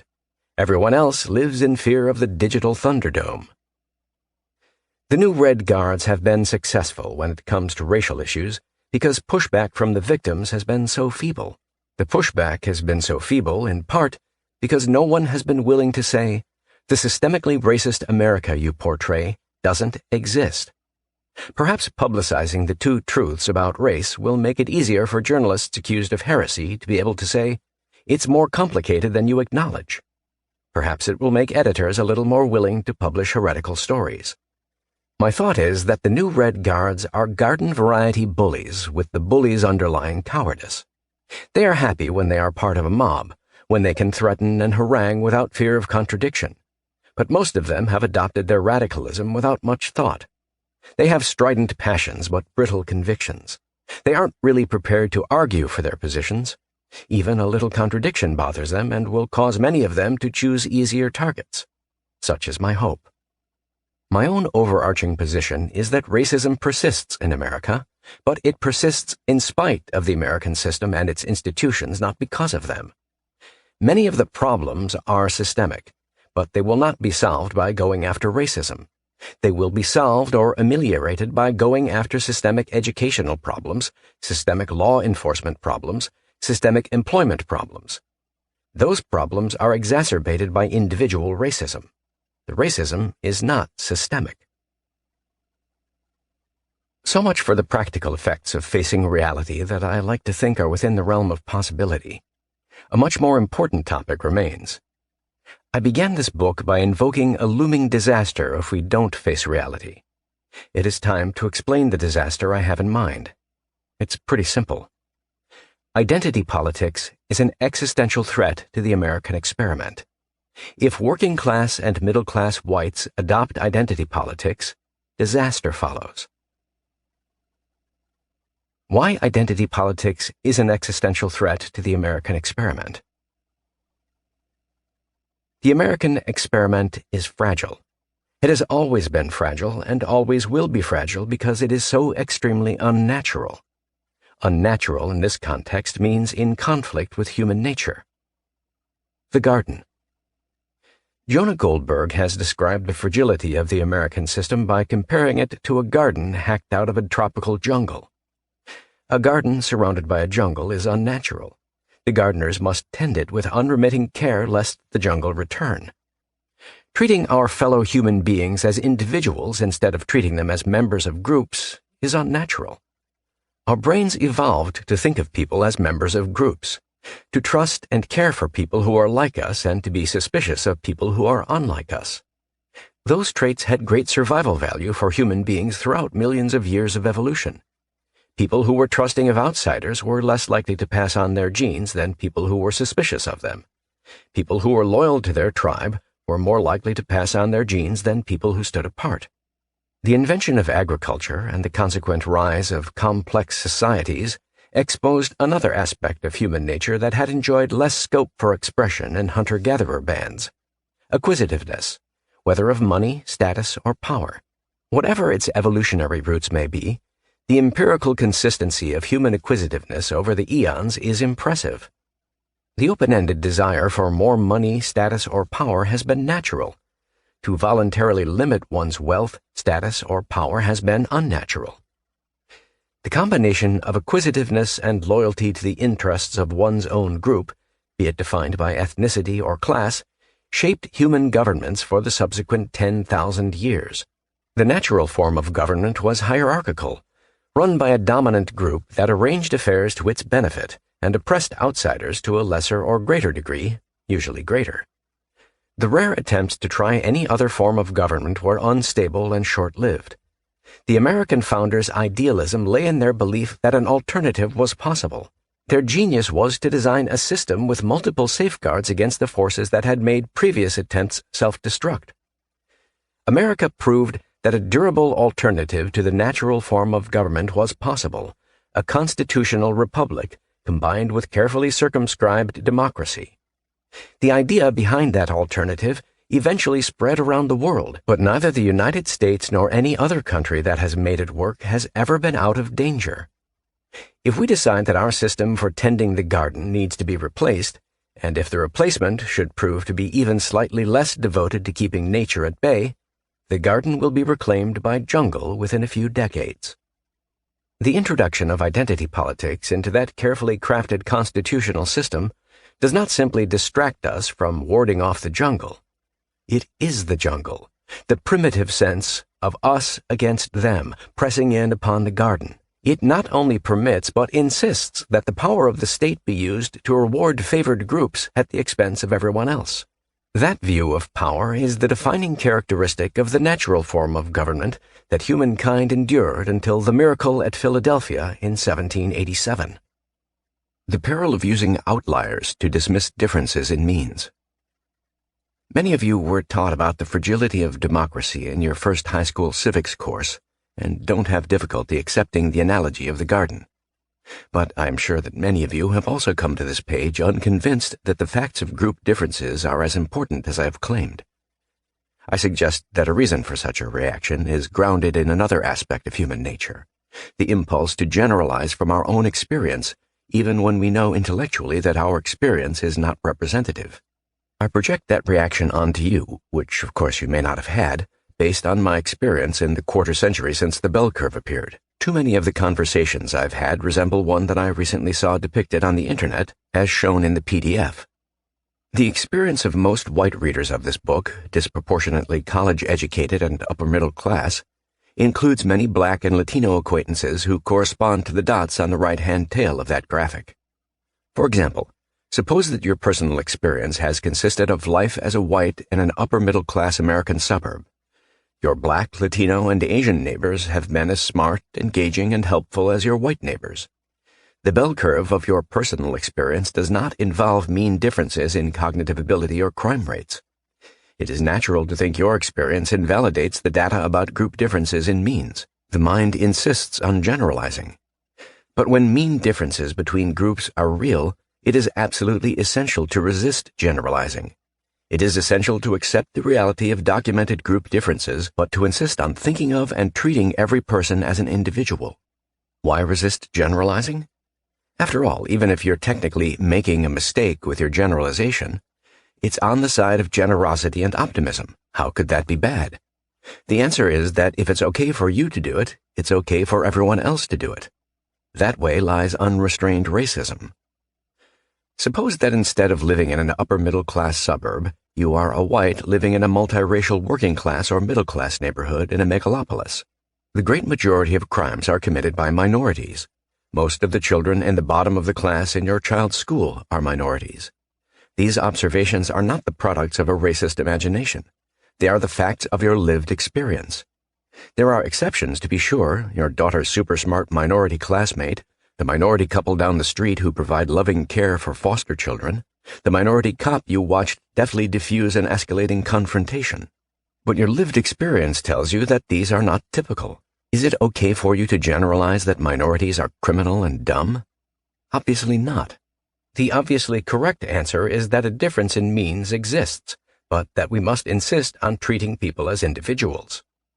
If you agree that it's wrong for whites living in a multiracial working class or middle class neighborhood to generalize from their experience, but think that it's still okay for whites in an affluent neighborhood to do so, then I ask you to take two other considerations on board. Advocating double standards for people on top and everyone else is a bad idea. A lot more whites live in working class and middle class neighborhoods than in affluent ones. These two considerations are politically pragmatic.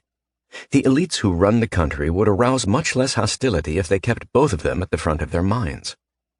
The truly grave danger of refusing to confront race differences in means is that it leads in a straight line to thinking that the only legitimate evidence of a non-racist society is equal outcomes. It appears that the Biden administration already accepts that logic. If that's what the people in power truly believe, and if those equal outcomes continue to elude them, the logical construction is that the state must force equal outcomes by whatever means necessary. Once the state is granted the power to engineer equal outcomes by dispensing opportunities preferentially and freedoms selectively, it will be one group versus another, us against them. The garden will give way to jungle. People on the left understand the danger to the nation posed by those on the far right who applaud violence and racism. People on the right understand the danger to the nation posed by those on the far left who insist that whites are irredeemably racist. But we need everyone to understand that what keeps us all safe is the state's impartiality. If whites adopt identity politics, disaster follows. Preferential racial policies have been eroding the nation's commitment to impartiality for decades. Identity politics accelerated that erosion. The threatening new development is that whites increasingly agree that identity politics is the way to go. In retrospect, President Obama's 8 years in office looked like a prolonged inflection point for race relations. In 2001, Gallup's pollsters began asking the question, would you say relations between whites and blacks are very good, somewhat bad, or very bad? 70% of whites and 62% of blacks answered that they were either very good or somewhat good. When Barack Obama was elected in 2008, those numbers were almost the same, 70% and 61% respectively. During his first term, they improved slightly, standing at 72% and 66% in 2013. When Gallup next asked the question about race relations just 2 years later, the number for whites who thought that relations were very good or somewhat good had fallen off a cliff, from 71 to 45%. The black number had dropped from 66 to 51%. During the Trump years, the white number stabilized. It was 46% in 2020, but the black number fell to 36%. In just 7 years, America's perceptions of race relations had gone from solidly optimistic to solidly pessimistic. During that time, race also became more closely tied to the nation's political divisions. You have probably seen electoral maps similar to the pair in Figure 3 in the PDF, but it's worth your time to contemplate them in light of the material I've presented. They are the 1996 and 2016 presidential electoral maps. The units in the maps are counties. The darker the color, blue or red, the bigger the margin for the Democratic or Republican candidate. When Bill Clinton won a second term in 1996, the electoral map of the counties was a mix of red and blue shades, mostly pale on both sides. The deep red counties were confined largely to Bob Dole's home state, Kansas, and its neighbors. The blue counties showed no obvious correspondence with racial composition. Some of them were in counties with large minority populations, but even more of them were in counties where whites constituted more than 80% of the population. Just 4 years later, the county map of the 2000 election already showed the basic shape of the coming polarization: blue on the coasts, red in between, but less starkly divided, and with mostly pale shades of red and blue. By 2016, the interior of the country was overwhelmingly red. The remaining blue counties in the Mountain West were those with large populations of Amerindians. The blue counties in the South were ones with large black populations. The blue counties in the Southwest were ones with large Latino populations. Outside big city America, white America had become landslide red Republican. Much of that change had nothing to do with race relations or identity politics, but with the alienation of middle-class and working-class whites from the coastal elites. I have written about that alienation at length. But if identity politics did not start the change, it had become part of it. Compare the two electoral maps in Figure 3 with the one in Figure 4. It is also based on counties. Red counties are ones in which at least 50% of the population is white. The darker the red, the higher the percentage. Blue counties are ones in which whites are not a majority. The darker the blue, the higher the percentage of minorities. This map looks strikingly similar to the map of the 2016 presidential election. The main difference is that light pink counties in this race-based map are often dark red counties in the election map. The polarization continued during the Trump years. The 2020 map is almost indistinguishable from the 2016 map, despite the different electoral outcome. Perhaps the deepening polarization would have continued just because of the alienation between elites on the coasts and the people who live everywhere else. It is also plausible that the alienation between blacks and whites played a role. Purely on grounds of expediency, the rhetoric about white privilege and systemic racism coming from black opinion leaders has always seemed self-defeating. Blacks, constituting 13% of the population, are telling whites, 60% of the population, that they are racist, bad people, the cause of blacks' problems, and they had better change their ways or else. Right or wrong, that rhetoric has been guaranteed to produce backlash by some portion of the 60% against the 13%. So far, this effect has been masked because the strategy has worked so well with white elites. Ordinarily, you can't insult people into agreeing with you, but white guilt is a real thing. In the summer of 2020, many white college students and young adults agreed that they had sinned, even though they hadn't realized it until now, and joined in Black Lives Matter marches. The New York Times, The Washington Post, NPR, PBS, CBS, NBC, ABC, CNN, and MSNBC gave sympathetic coverage to the protests and, to varying degrees, downplayed the riots and looting. Meanwhile, many middle-class and working-class whites have not been insulted into agreement. They're just insulted, and to their minds unfairly insulted. I'm not talking about white nationalists and white supremacists. Their numbers are relatively small. My concern is the extremely large majority of middle-class and working-class whites who don't think of themselves as racists and have not behaved as racists. Tens of millions of these people live in towns that have few black or Latino residents, and racial issues haven't impinged on their lives. They don't understand why they are being accused of racism. Still, other tens of millions live in large cities where racial problems have been real, but they see themselves as having treated black and Latino neighbors and co-workers with friendship and respect. They believe that everyone has a God-given right to be treated equally. Now all of them are being told that they are privileged and racist, and they are asking on what grounds. They're living ordinary lives with average incomes, working hard to make ends meet. They can't see what white privilege they have ever enjoyed. Some are fed up and ready to push back. How widespread might the backlash be? It is one of those topics that the elite media has been unable to investigate more than superficially. But it seems beyond dispute that a growing number of whites are disposed to adopt identity politics, to become a racial interest group in the same way that blacks and Latinos are racial interest groups. The question asks itself, if a minority consisting of 13% of the population can generate as much political energy and solidarity as America's blacks have, what happens when a large proportion of the 60% of the population that is white begins to use the same playbook? I could spin out a variety of scenarios, but I don't have confidence in any of them. I am certain of only two things. First, the white backlash is occurring in the context of long-term erosion in the federal government's legitimacy. Since 1958, The Gallup polling organization has periodically asked Americans how much they trust the federal government to do what is right. In 1958, 73% said always or most of the time. Trust hit its high point in 1964 when that figure stood at 77%. Then it began to fall.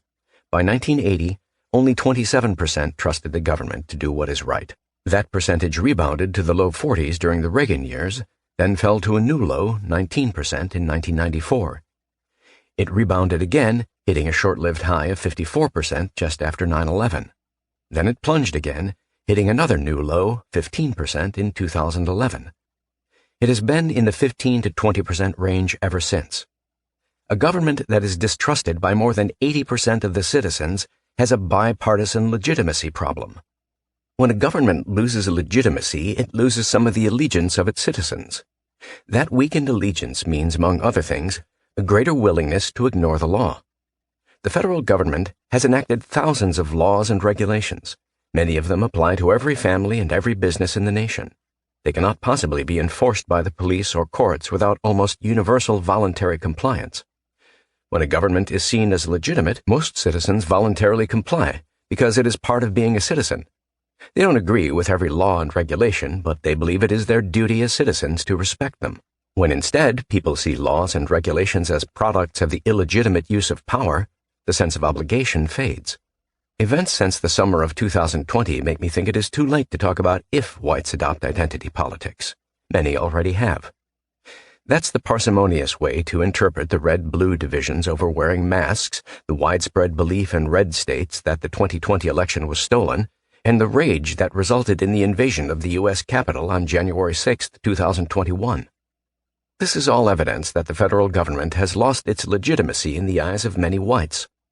If that reaction spreads, the continued ability of the federal government to enforce its edicts in the reddest portions of the nation will be thrown into question. The prospect of legal secession may be remote, but the prospect of reduced governability from Washington is not. The second thing of which I am certain is that Donald Trump's election and the lessons of his term in office change the parameters of what is politically possible in America. Someone can win the presidency without having been a governor, a senator, or a general. Someone can win it without any experience in public service at all, and without any other relevant experience. Someone can win with a populist agenda. Someone can govern without observing any of the norms of presidential behavior. Those lessons have not been lost on the politically ambitious of either the left or the right. All over the country, people at the outset of their political careers see a new set of possibilities. They include many who are as indifferent to precedent and self-restraint as Donald Trump was, and who are more serious students of the uses of power than Trump was. It is increasingly possible that the next time around, someone who is far more adept than Donald Trump can govern by ignoring inconvenient portions of the Constitution. The solution that is not within our grasp. I will briefly state my own sense of a root policy problem and the required solution. The solution is not politically within the realm of possibility, but I think it is useful to put it on the table. The problem.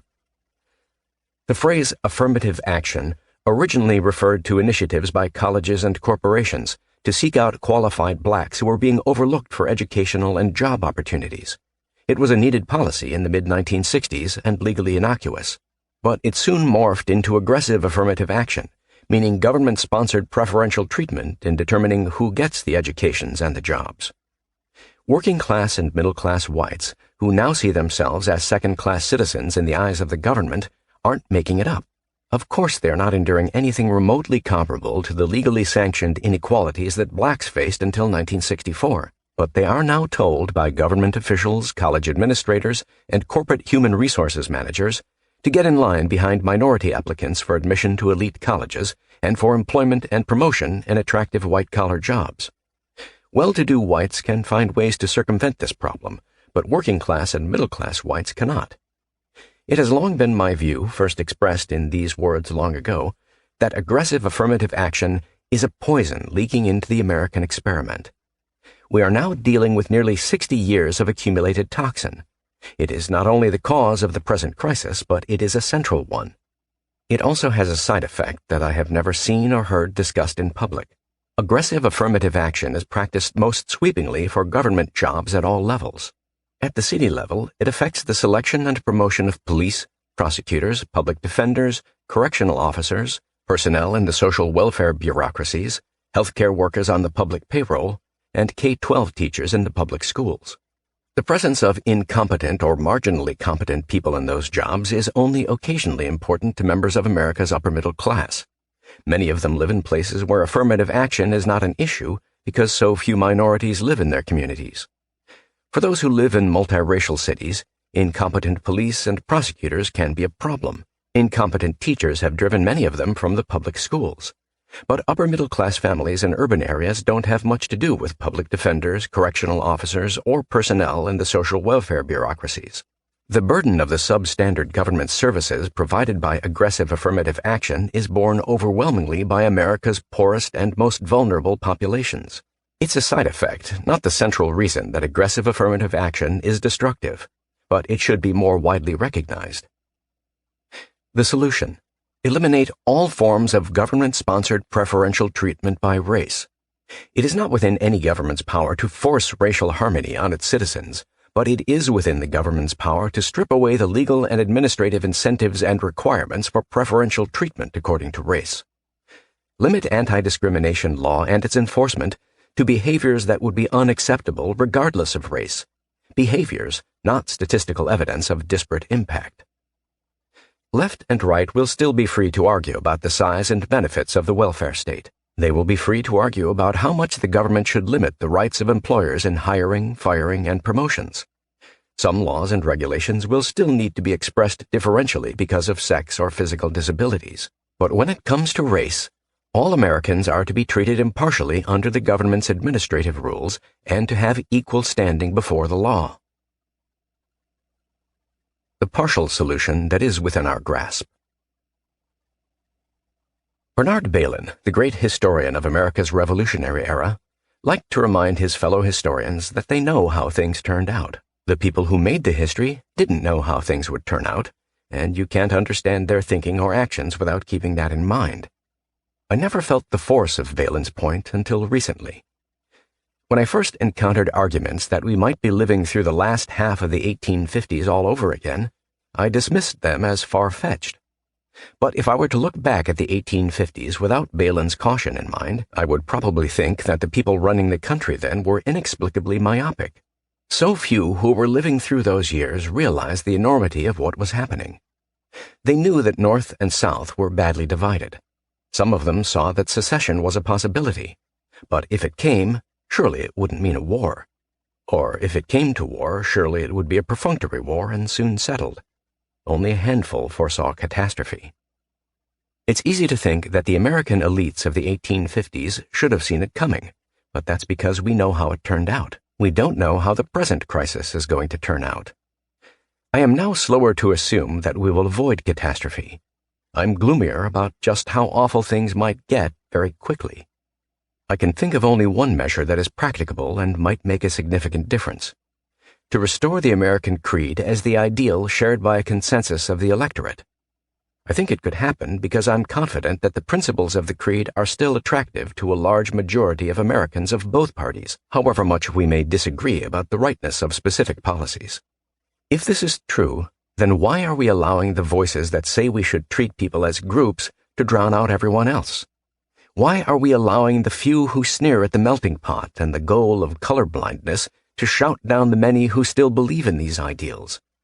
Why are so many of us afraid to say that treating people as individuals who are equal under the law is intrinsic to a free society? My practical suggestion is that the people who still embrace the American creed start declaring it out loud. As simple as that. The leaders of the Democratic Party, starting with President Biden, are indispensable. I don't expect him to renounce policies involving racial preferences. He just needs to treat them as pragmatic measures to deal with residual racism, endorse equality before the law as the ultimate goal, and disassociate himself from the rhetoric of systemic racism.